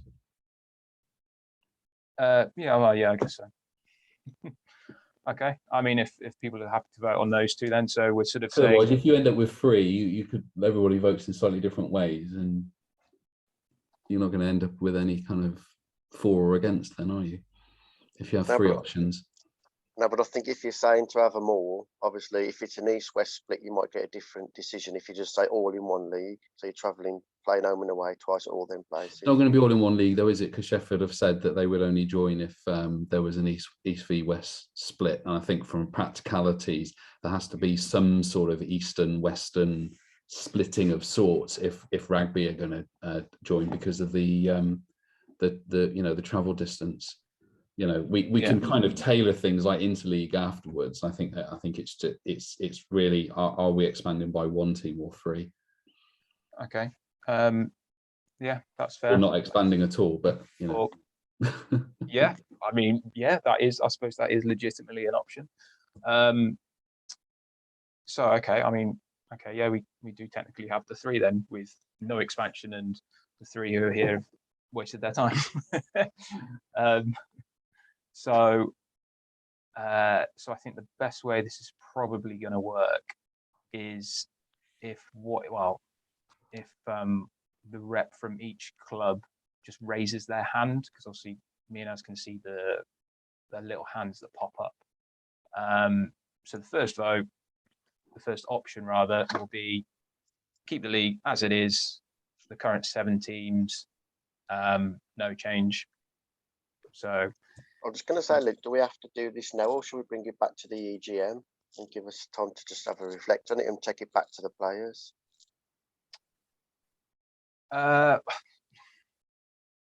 mean, you could do. I mean, the whole purpose of having the AGM and giving the sort of 3 weeks notice or the couple of weeks for the agenda, which sort of said the options and discussion and figuring out the format for next year, was to sort of narrow down who we're going to have next year, so we could then work on things like the format, fixtures, dates for rest weeks, that sort of thing. So I mean, it depends. It depends on the clubs. If everybody's had a good discussion around it, I think we can continue with it tonight.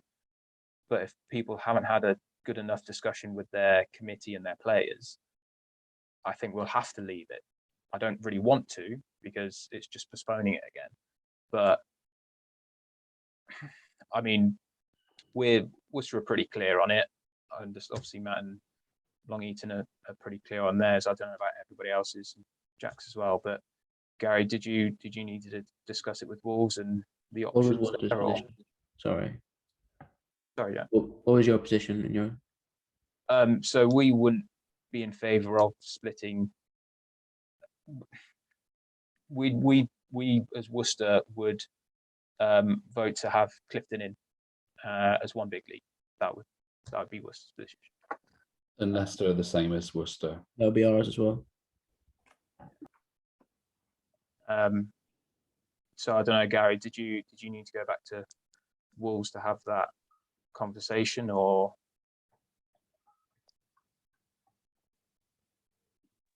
Yeah, I mean, I obviously just don't feel that comfortable making a decision. I mean, I'm fairly confident it'll be what you guys have just said, if I'm honest.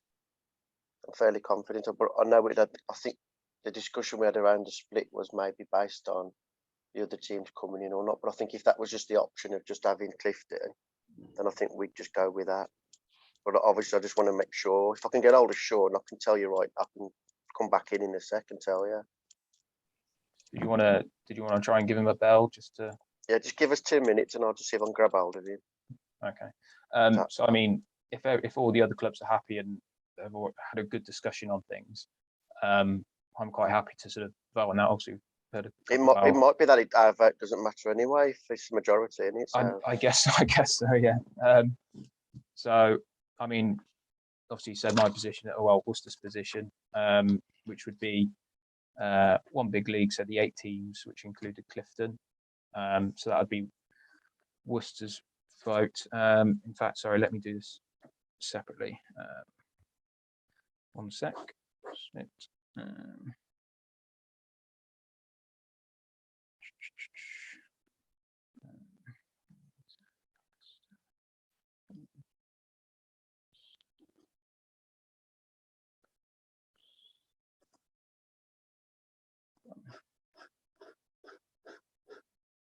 Cool. So as you can help me count, so the first option would be, so like I said, if you prefer this option, just raise your hand. I'll give you 30 seconds to do it. Oh, Al, did you have a? Sorry, yeah, no, it was just a point really. There was a 4th option raised in the chat as well, and it's just something to be mindful of. Sorry, I appreciate you guys might want to progress with this other option, but is there something that we can do where we look at least rugby, if not Cubs as well, up to Kelly, but kind of doing the kind of trial season that Clifton have done as well, and we organise a calendar that facilitates a series of kind of friendlies as well to prove our worth to the league. I mean, yeah. I mean, I think Lee's raising his hand. Yeah, I think I think that worked well with Clifton this year. I'm quite happy to facilitate that for for next year if it goes that way. Lee, did you want to? Yeah, sorry, I don't know how to do this handstand on Zoom. Just from our point of view, I think it worked really well for us. However, the one thing I will say that was a bit of a point that was raised amongst the players was the fact that there was no league structure. And personally, I felt that it wouldn't have been much effort to have put all the games into a league. And I know it was mentioned earlier. Personally, from a team that's had to, do that for a year, I don't think it would be a bad thing at the end of the season to mark your progression via a league structure. I don't think it'd be a bad thing at all. I think we would have gained a lot from that. And that's all I wanted to say.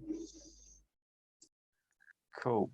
Cheers, Lee. Yeah, admittedly, yeah, in hindsight, it would have been good to keep tabs on, like you say, the development of the development players and the league and the game. Sorry. So I think I was right in that. Yes, if we do go for one big league and Rugby and Sheffield miss out, I think absolutely we can organise some, if there are 3 weeks or 3 weekends and teams local to them, or even some of the West Mid squads, if a dev squad want to travel up and play that game, then obviously no problem whatsoever. I think with that though, it'd have to be organised internally with those clubs, because obviously the main league, as it were, would have to come first with fixtures, and then if, say, I don't know, was to play Birmingham, sorry, say Wolves play Birmingham, and Birmingham have got obviously 10 extra players and they don't mind travelling up to, say, Rugby, then absolutely do that. So yeah, like I say, it's a good idea to it was a good idea to raise that point. And yes, if we do go that way, definitely have some sort of structured division for that dev league or single A league. So is there any other no hands? Good. Right, cool. So this obviously just includes the current 7 clubs: Long Eaton, Leicester, Telford, Worcester, Wolves, Stourbridge and Birmingham. So if you're in favour of the split, West-East split, which would obviously potentially include interleague play and include Clifton, Sheffield Cubs and Rugby, raise your hand, either physically or on the list.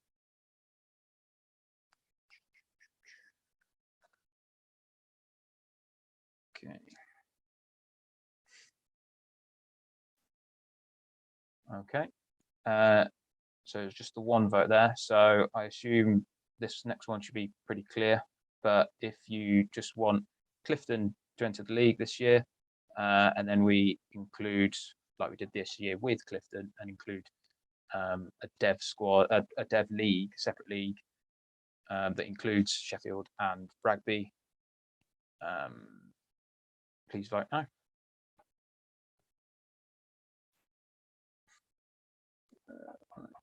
Keep your hands raised, please. 1, 2, 1, 2.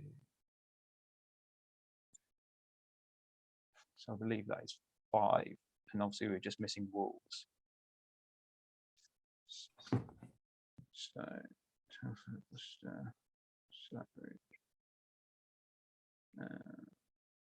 Birmingham, Leicester. Yeah, so we're just missing Wolves on that one. So by virtue of 5 votes to 1, we will move to a one big league for next year that includes Clifton.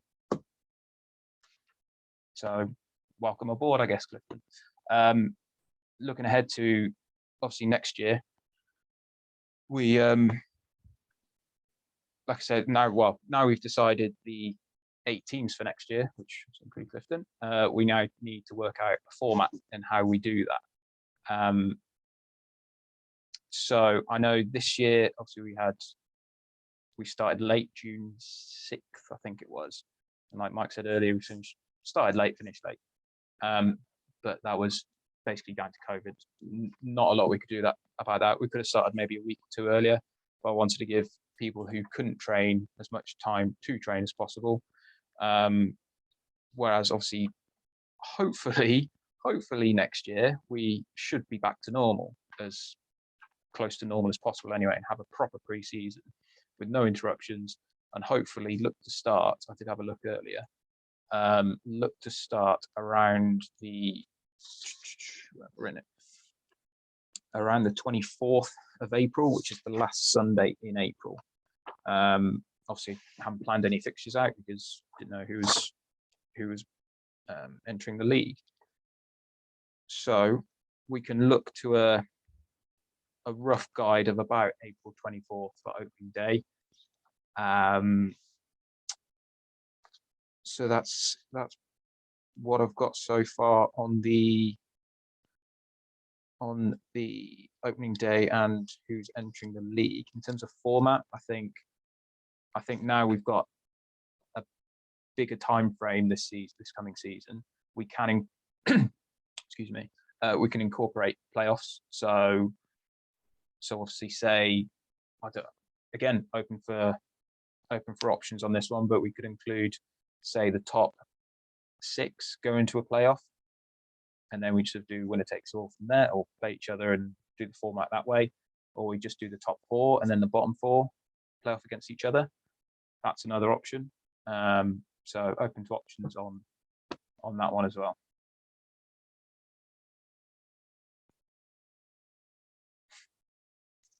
So yeah, open the floor to people who want to have an input on that one. Do we have any idea what else is happening outside of the West? Yeah, i.e., are we going to have another?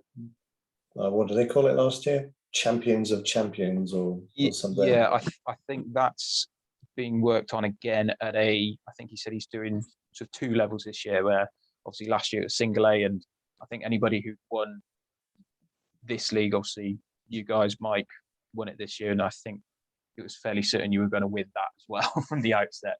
And I think any 3 or 4 clubs from this league could have won that. And he did say he was going to look to split it single A, double A for next year, which would then be towards the end of next year.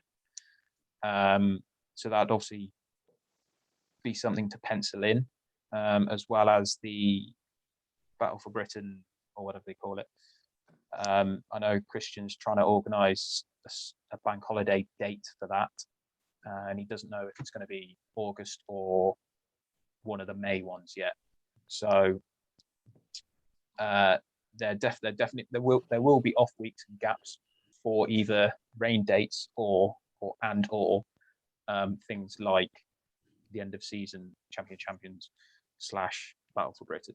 So yeah, those can be worked in. Yeah, what I might suggest then is when we know what the other tournament's going to look like, then we can work out the format for ours. Because if we've got weeks and weeks and weeks to play with at the end of our season, then yeah, we could drag it out to a 6 or bottom and top or whatever. But if we've only got 2 weeks in between, then we might just want to do, I don't know, the top 2 teams to do it. So it might be worth just putting a pin in this one and seeing what everyone else is doing first before we make any decisions. Because I think one of the problems with the Champions League this year was there was such a big gap between the BBF's end of season and this. Then they had their nationals, and then all of a sudden the Championship was announced. A lot of those teams just dropped out or couldn't get players together. So because you know what it's like at the end of the season, you put your cleats away and it's quite difficult to get them out sometimes. So on that one, he did message quite early on in the year. I can't remember the date or even the month, to be fair, but he sort of said when when does your season finish? And I remember saying it was sort of mid-September, 19th, I think, or something. But then I remember him mentioning something about the BBF finishing like 1 or 2 weeks prior to that. Whereas a lot of the independent leagues finished around the same sort of time as us. So yes, I think it does need to be worked in alongside, or as close to alongside the BBF, so we all finish at once, essentially. But yeah, I mean, I think playoffs is a good idea, because like a few guys have mentioned, this year, if say you go on a run of bad games towards the season and you're say now third with no hope of winning, you might not have the commitment from guys. Whereas if you playoffs and you're borderline 4th or 5th or 6th or 7th, you're going to fight until the last game. So I think playoffs is definitely needs to be incorporated for next year. But like you say, Mike, it'd be worth holding on to the actual format and how we do that, where it's 4-4 or top 6. We leave that until we get confirmation on other tournaments and fixtures. Yeah. Any other points for that one, guys, or should we mosey on? Just very quickly. I was wondering if we have lots and lots of time to complete the season. Obviously, COVID, don't know when the season might start or when it might not start. But I was wondering if we could have some thought to the idea of some sort of formalized umpire sharing because I think that the games that we enjoyed most were the one, as I said in my opening bit, was games that had umpires from other places. And obviously with 8 teams in the league, no one's going to have if there's 4 games happening all the time, then there's going to be no off days. And I was wondering what people thought about having an obligation for teams who are not playing in a particular weekend to share a player or two to teams that are playing, and as being a way around the unsatisfaction of having like dev players umpiring games, which inevitably will happen again next season. Yeah, agreed. I think we do need, like as mentioned right at the start, umpiring, I think, is one of the big things that needs to develop, not just in the league, but in the country. And I think we could look to organise sessions either internally with clubs organising it amongst themselves, say into 2 different locations to help travel. You can share knowledge, things like that. Maybe get Eddie in on 1 or 2 of those sessions, just to share some knowledge. And I don't think it shouldn't just be one day, a few weeks before the season. I should think it should be a couple of times over the season to top people's knowledge up, or if new people come in, to top their knowledge up on the game. Absolutely. Mike, got your hand up. So, in principle, it's a good idea, and certainly the East Midlands Softball League, they do a similar thing here. But obviously, the big advantage for them is they're all based in Nottingham, so the travel for the umpires is not too bad. The problem you'll have is if it will be on us as chair people to end up doing the umpiring, because we all know what it's like running these teams. There's 1 or 2 or 3 of us within a club that does everything and ends up being responsible for sorting out the umpires and then ultimately umpiring themselves if needs be. And if then it's mandatory that every team has to supply umpires for away games for other people's and off days, who do you think is going to end up doing that? It's the same 3 or 2 or 1 person who runs the club and everything. So I get in principle, it's a great idea, but I think in practical, because of the distances, it might not work. What I'd probably push towards, and I think this is just a wider experience I've had in British baseball, is what we've tried to do is we make it mandatory for each one of our starting 9 players to umpire at least 1 game each, because then you're not relying on the dev players. You're also not giving the burden to 1 person. And if you make it part of their membership contract, if you will, to say you will umpire a game, like you're going to like it or lump it, or you umpire half a game and I get someone else to umpire another half, or come up with an arrangement that works. but then the experienced players are umpiring as well as the the development players, and at least then you get more of a fair balance of it, as opposed to what we all ideally want is to magically find some retired guy who's got masses of baseball knowledge who'll come and do all of our umpiring, which, to be fair, is not going to happen. And he's just retired anyway. Yeah, Sean, damn fool. Yeah, so I think we need to put it on our senior team players to share the burden of umpiring, and you as chairman need to put that within the membership. On the back of that last point, Mike, I had the exact same idea within Worcester about your first year of playing baseball is a sort of a freebie. You learn the game, but the second year, third year, fourth year, I want you behind that plate and getting an umpire in the game. I think it's a great idea, and it gives them better knowledge of it as well. But actually, Lee's just put in the chat, is there a league registry of umpires?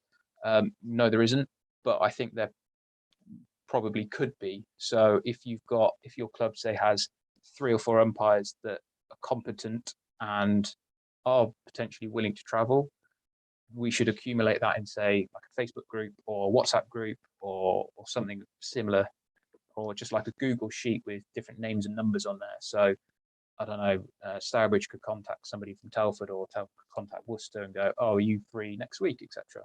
I think that's a good idea. I'll just unmute Eddie, I think, is at the top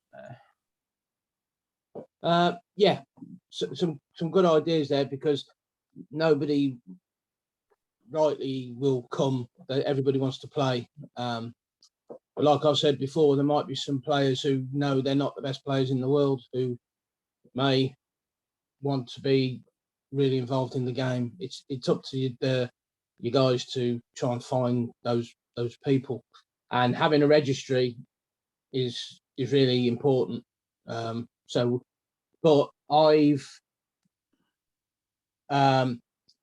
I know there's an open umpires course going on. No, it's not open. There's an umpires course going on in Bristol that, but I've also been offered an umpire course. If we can host an umpire course, Gabor and whatever will come and do either a 1 or 2 day full blown umpire course for the league. But we need to get the people and a venue and what have you. But the offer's been made that they want to go out to all the leagues and help develop the umpiring in that way. Somewhere like you, Luke, would be brilliant. Your place with the village hall and everything would be superb. But it's whether or not we want to go down that route. First of all is to try and find willing victims, participants who want to have a go, and then I said I'll gladly go down and watch them do games and give them feedback after games. Go to training sessions and pitch a catcher and the wannabe umpire. Do some bullpen, and I can coach and mentor them 1-to-1 or 3-to-1 or whatever. Yeah, it's always there. So, but you've got to get the names. That's the thing. Yeah, absolutely. Get the names and numbers straight away. Yeah. So I think Bob was next, and then we'll go Lee afterwards. Sorry. Yeah, I mean, I'm all for training up guys to do umpiring. I mean, I did umpiring for 6-7 years in America, from Little League up to high school level. And I've been trying to train the guys that are interested in it to do it. And then obviously it is difficult if you're one of the main players on the team to then say, well, I have the most experience, but then I also have to be on the field at the same time. You can't do both. But then we did have a guy, I forget who we were playing for that game, but a guy called Chris, who is one of 4 or 5 softball umpires. He regularly does tournaments down in Farnham and all sorts of stuff like that. And we had him do one game, and he was sound. He hadn't really done any baseball games before that, but in retrospect, it's not much different. There's a few differences in rules. Strike zone isn't much different, just the ball's coming in a different angle. But that was a really good one. And he said his guys would be keen to do something like that. Obviously, we'd pay them naturally, but it was one of those things where we thought it could really work as sort of impartial umpires to come in and do our games for us. And if there is 5 of them, then that covers pretty much every fixture for the weekend.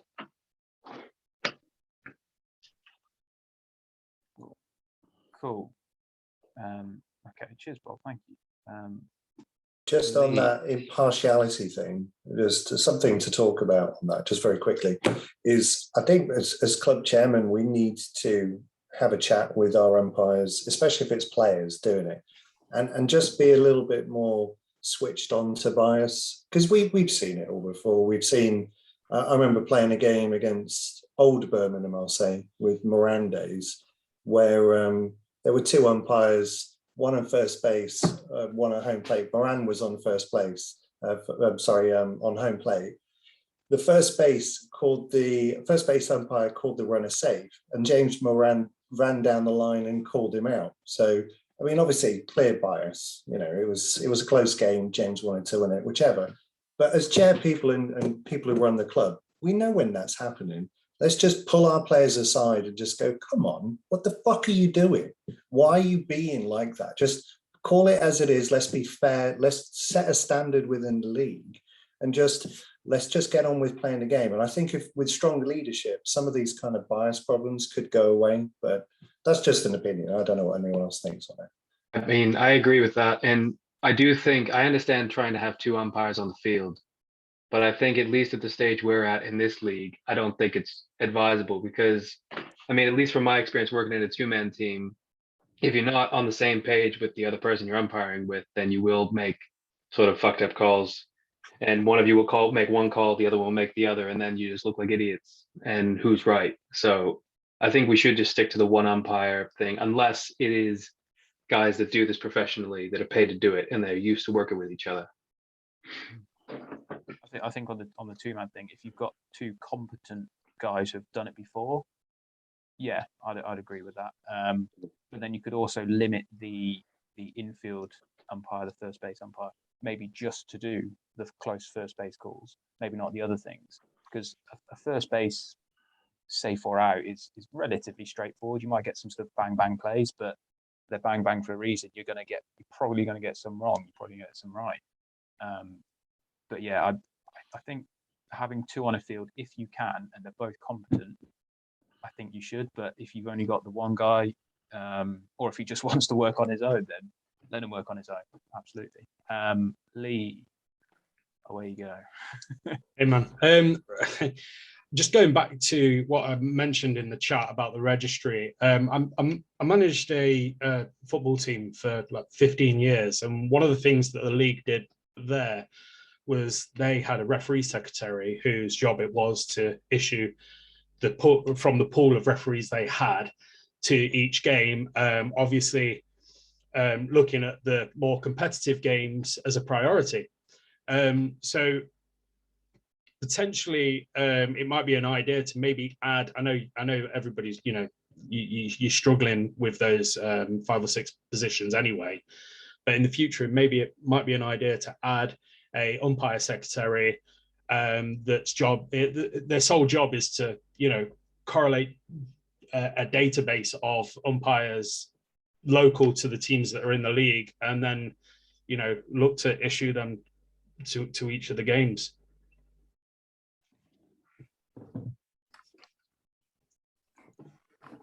That's not a bad idea. So I mean, I think, yeah, going forward for seasons to come, I think that's not a bad shout.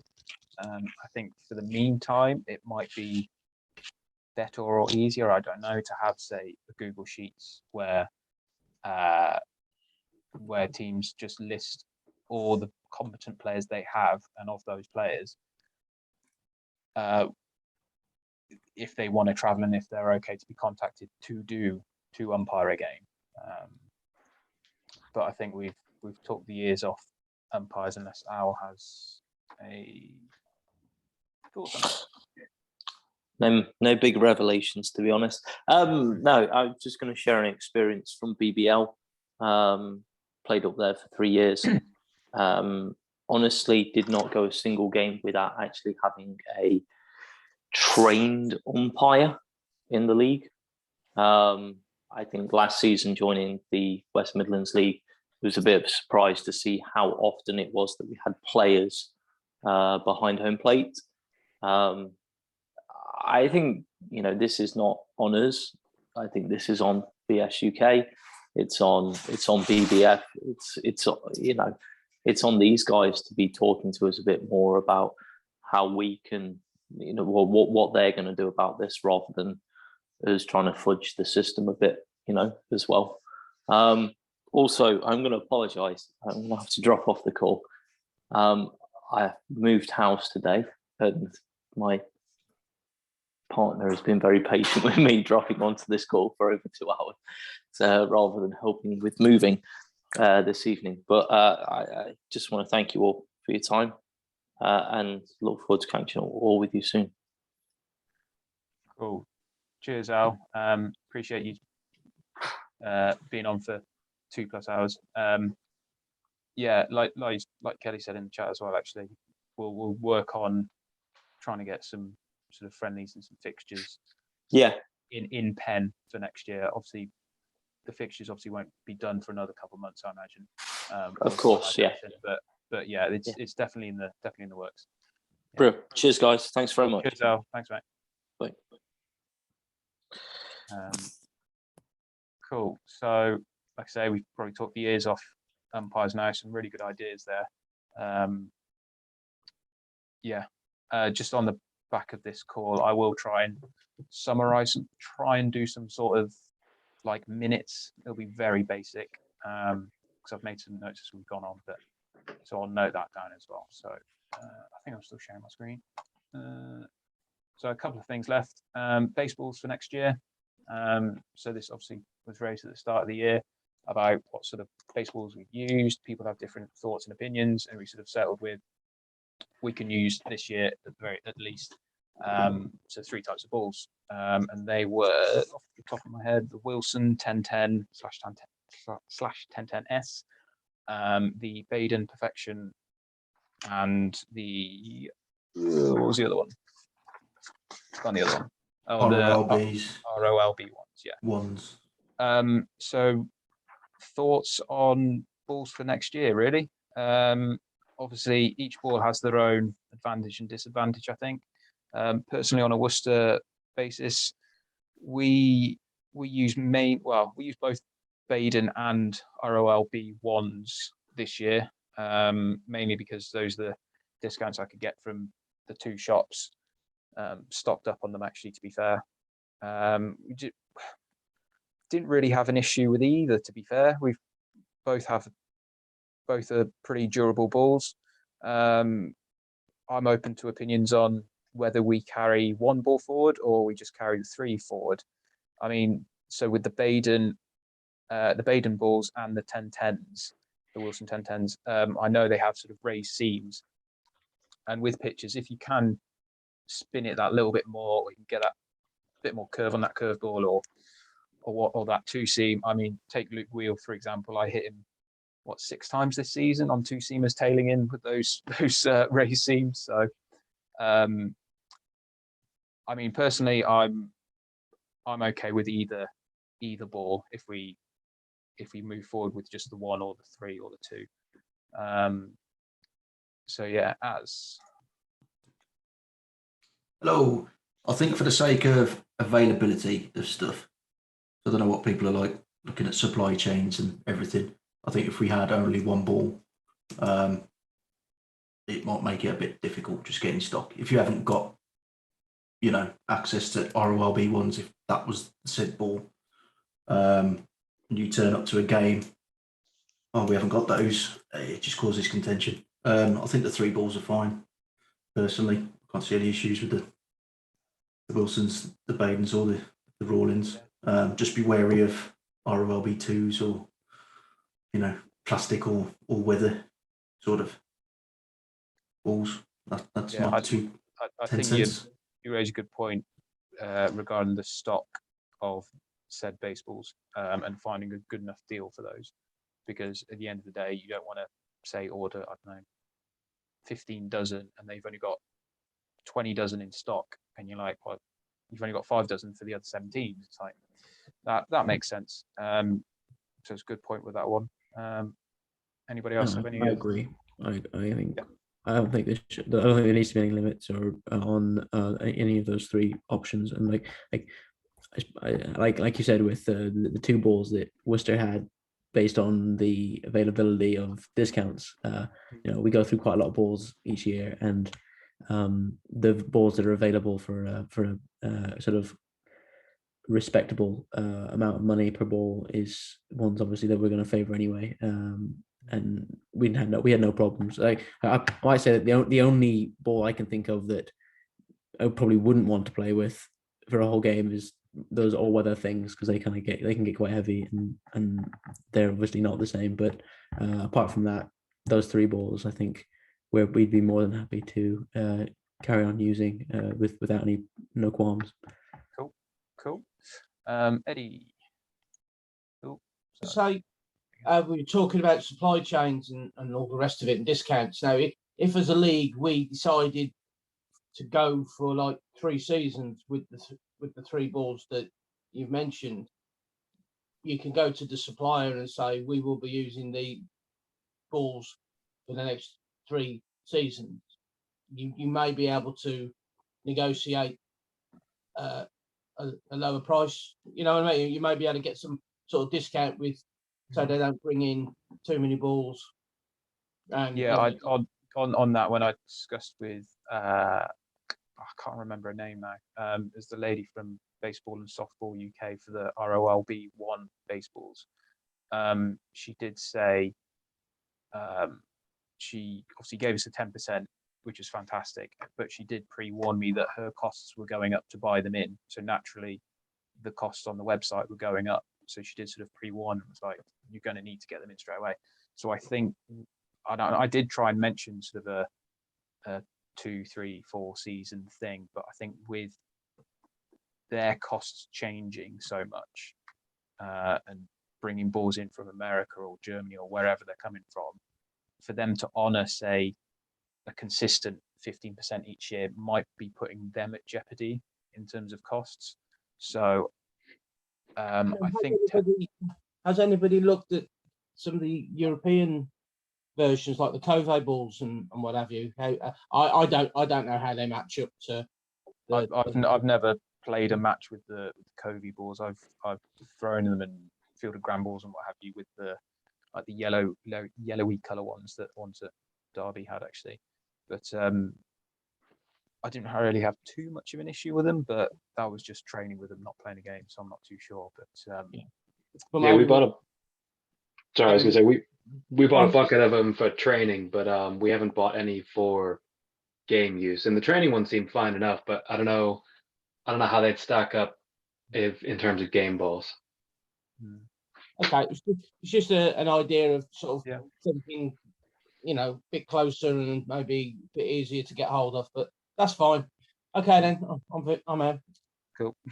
Yeah, for walls, I'm not bothered. None of us are bothered about the balls. I don't think it makes any difference. It's our standard, to be honest. So we've already got a load of balls. We don't want to throw them or use it for practice that we've already paid out for. So it's not a big deal. Yeah, that's another point. To be fair, Gary, like if say a club has invested in each of those balls, say the 10-10, the Baden and the Rawlings ones, they've got say 10 dozen of each. We then, I suppose, don't want to say, well, no, hang on, we're only using the Baden. So those 2 dozen, you're only going to have to use for training. So, yeah, that's fine. I mean, we'll have a quick vote on it. So if people are keen to continue using those 3 options available to them, so the Wilson 10-10s, the Baden Perfection, and Rawlings ROLB 1s, if you're still okay to use those for next season, raise your hand.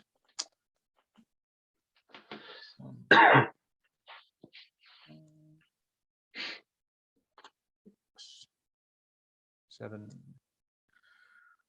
Perfect. So that all goes through nicely.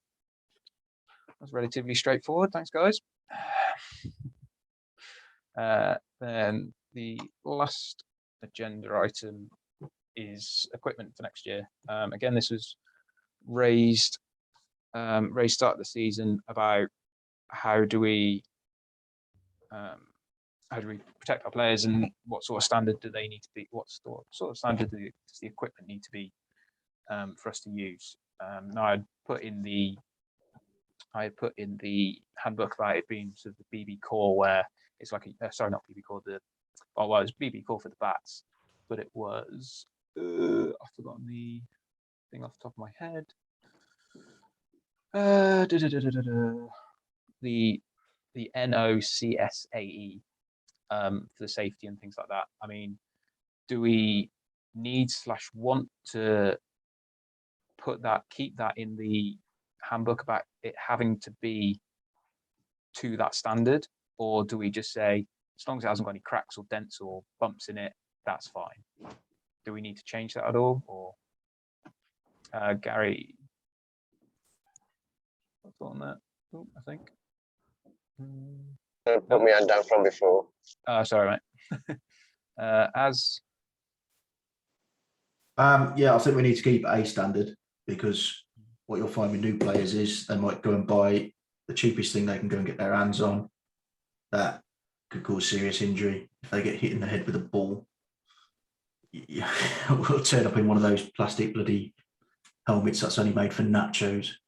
So keeping to a standard. How we police it, yeah, I mean, we're all adults at the end of the day. You've got to look after your own safety, but we should have something in place to refer to. Okay. Mike? Yeah, I mean, if we're helmets, I think this is a pretty no-brainer one, because you can't really buy a helmet unless it's a decorative feature or a tea cozy or a cup or something that's not going to protect your head in the UK. I think they're all pretty much up to, was it 60 or 70 miles an hour standard? I can't remember, but I think it's 70, yeah. Yeah, they're fine. I mean, as far as the bats go, I would just say just copy the BBL list and just keep that as a standard, because if you know, they do their work on it, they do their due diligence. It's just a copy and paste job, and then just the club chairman just making sure that players adhere to that. Yeah, I'd certainly like to open up the conversation about metal bats again. I know we had a brief conversation last year about it. Just BB core metal bats, I think it would be a good addition to the league, just for the sake of having to buy new bats every year because they're either composite or wooden. But yeah, anyway. Yeah, I think on the metal bats, I think it would be okay for someone just getting into the game, like the single A developmental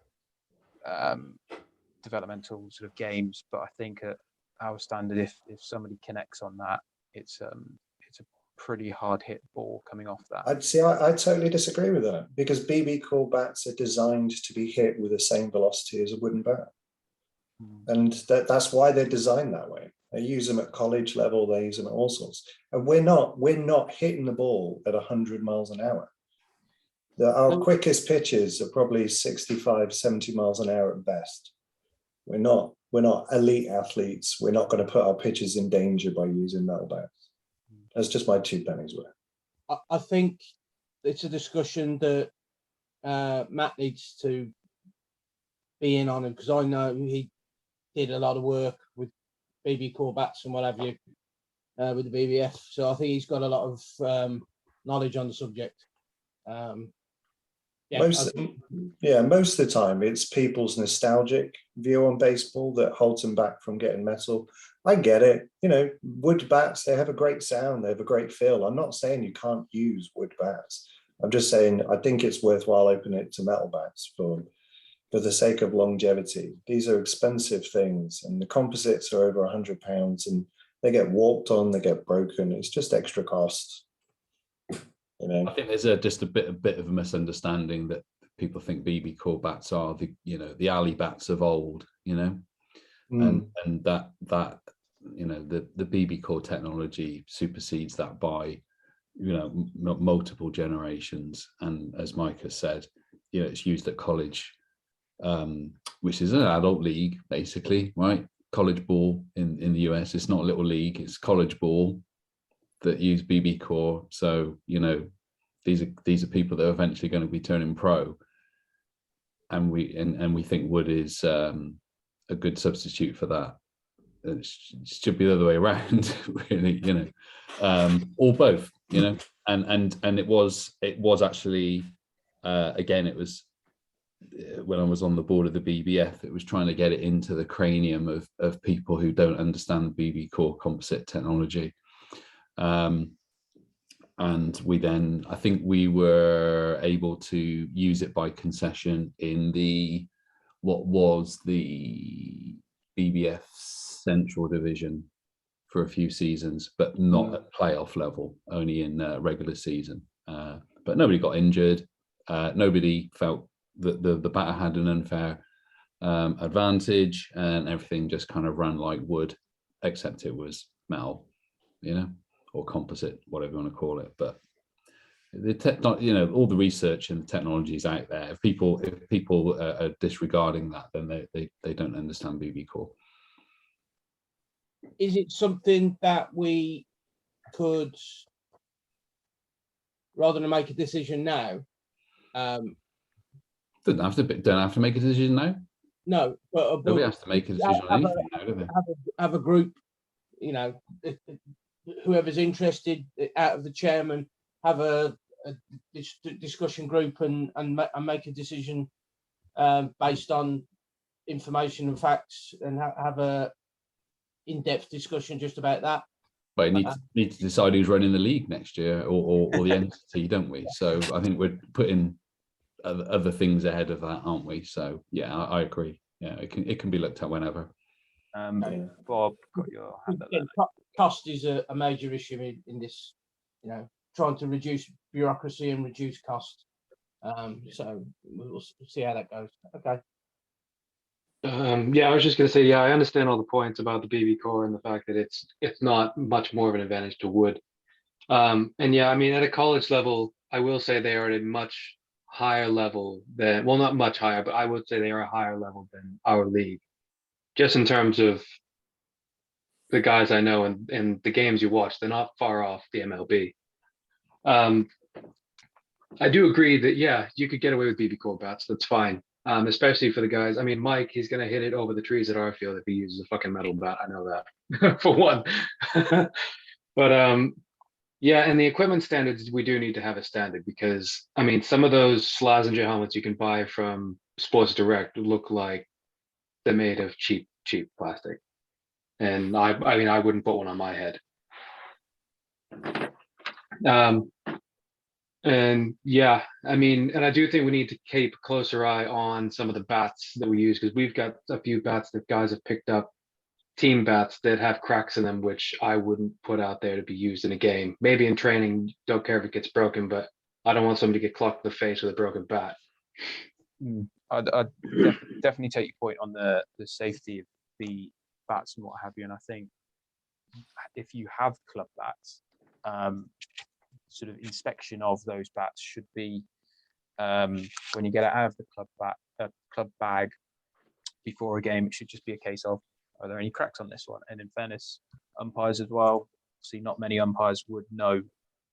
Not many inexperienced umpires would know to check equipment and things like that for cracks and bumps and grazes and what have you. But that's just one of the checks umpires should do with cleats, helmets, bats, that sort of thing, make sure it's in all good working order.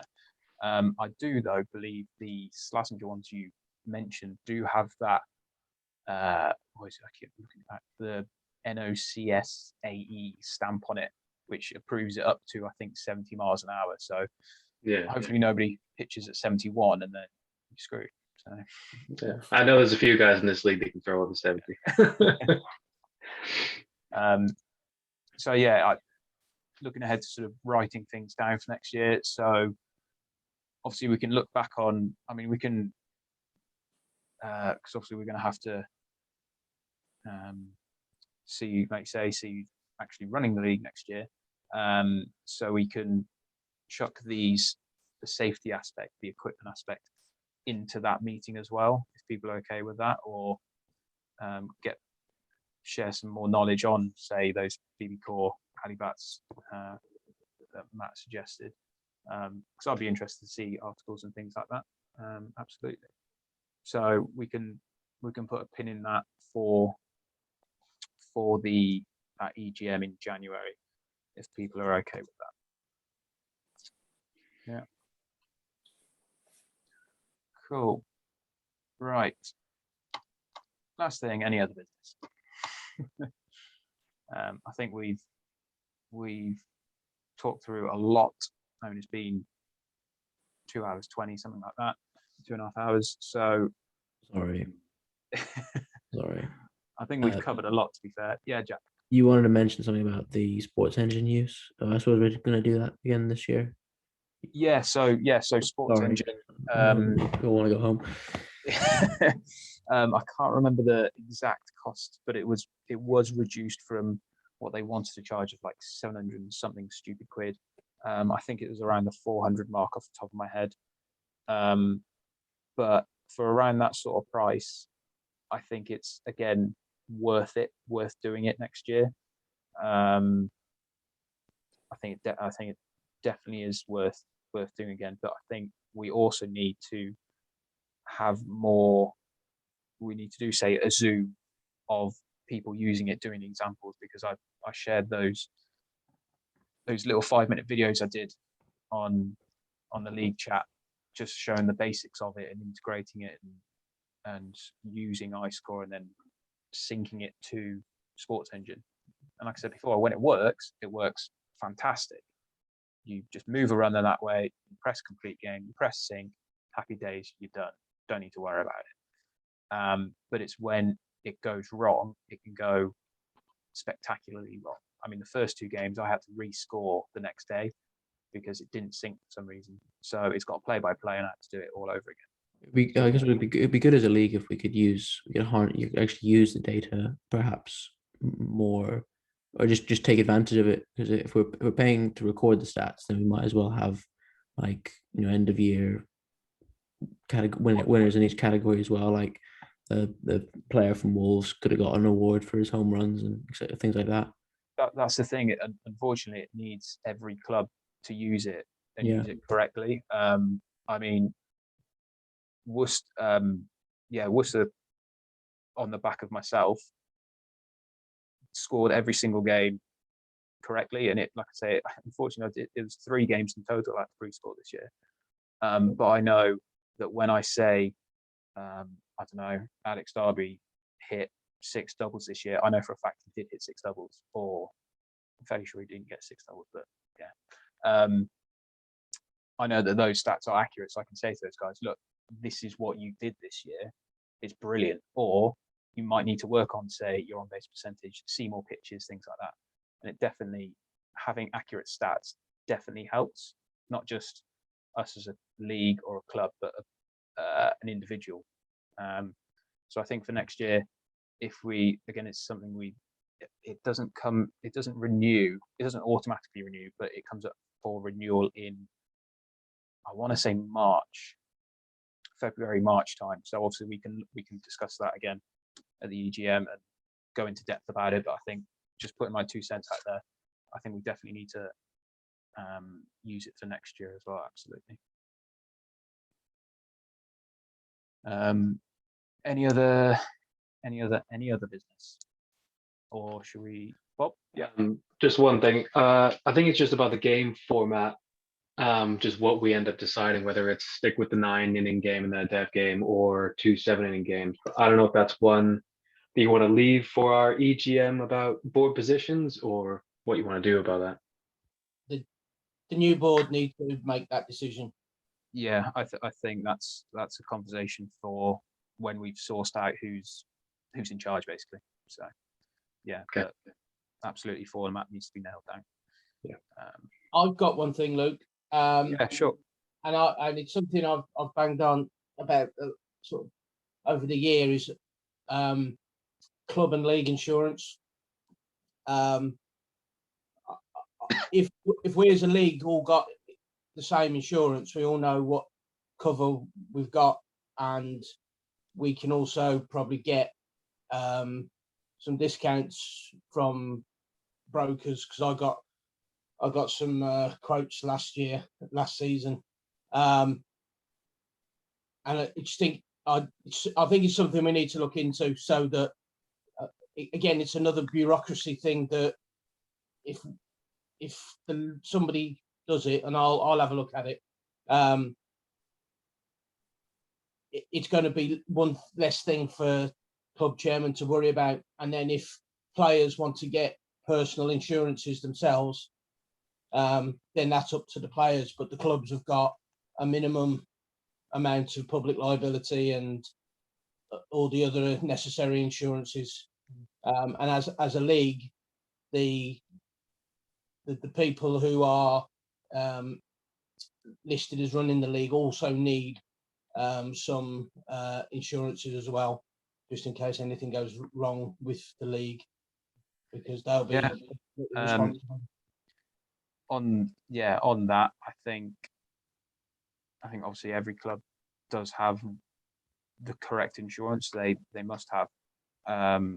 They must do with some fields. I know for us, we had to have a certain type of cover because that's what the council requested of us. I then got a little bit extra on there for extra £10 a year or whatever it was, and then we included equipment cover for up to, I think it's about £3,000 or something. So I think our yearly total this year, actually adding that on, was about 140.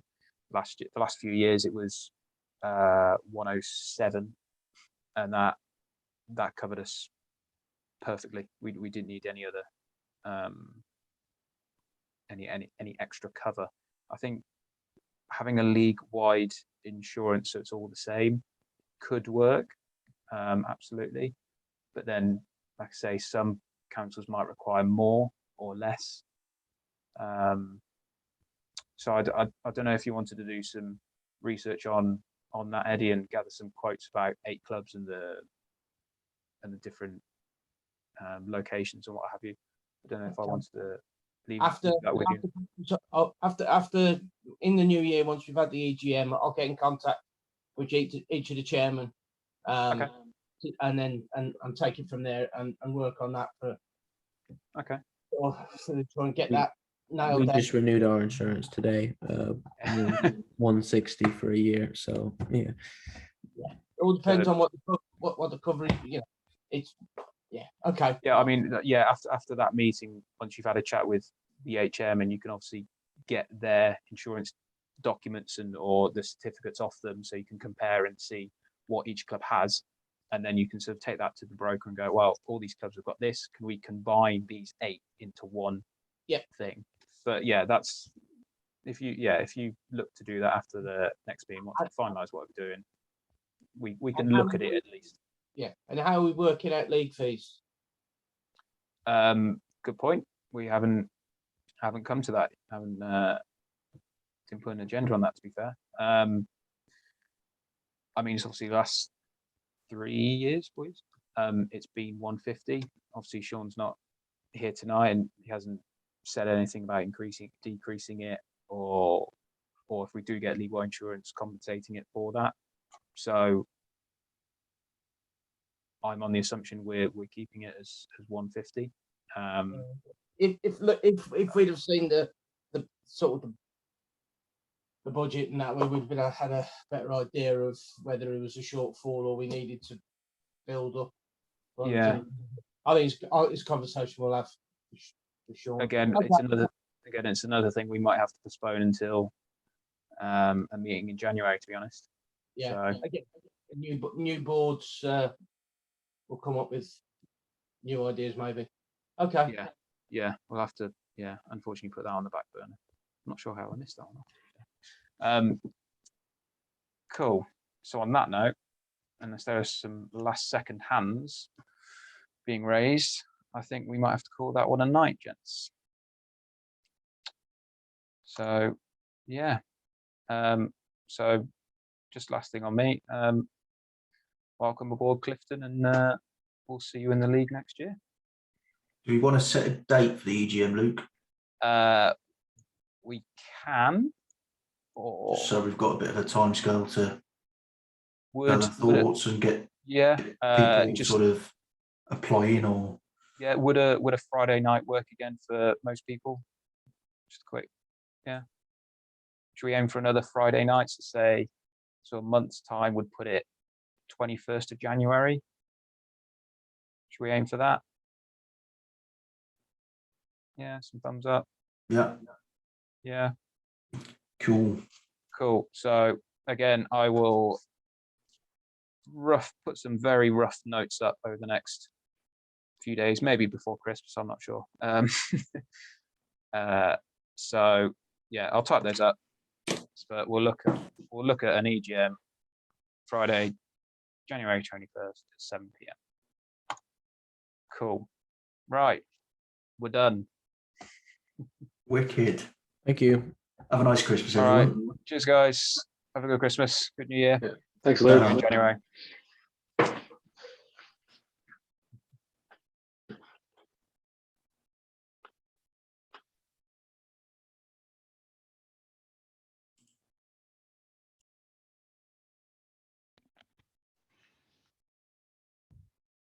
Don't forget, close the porn window down there, Luke.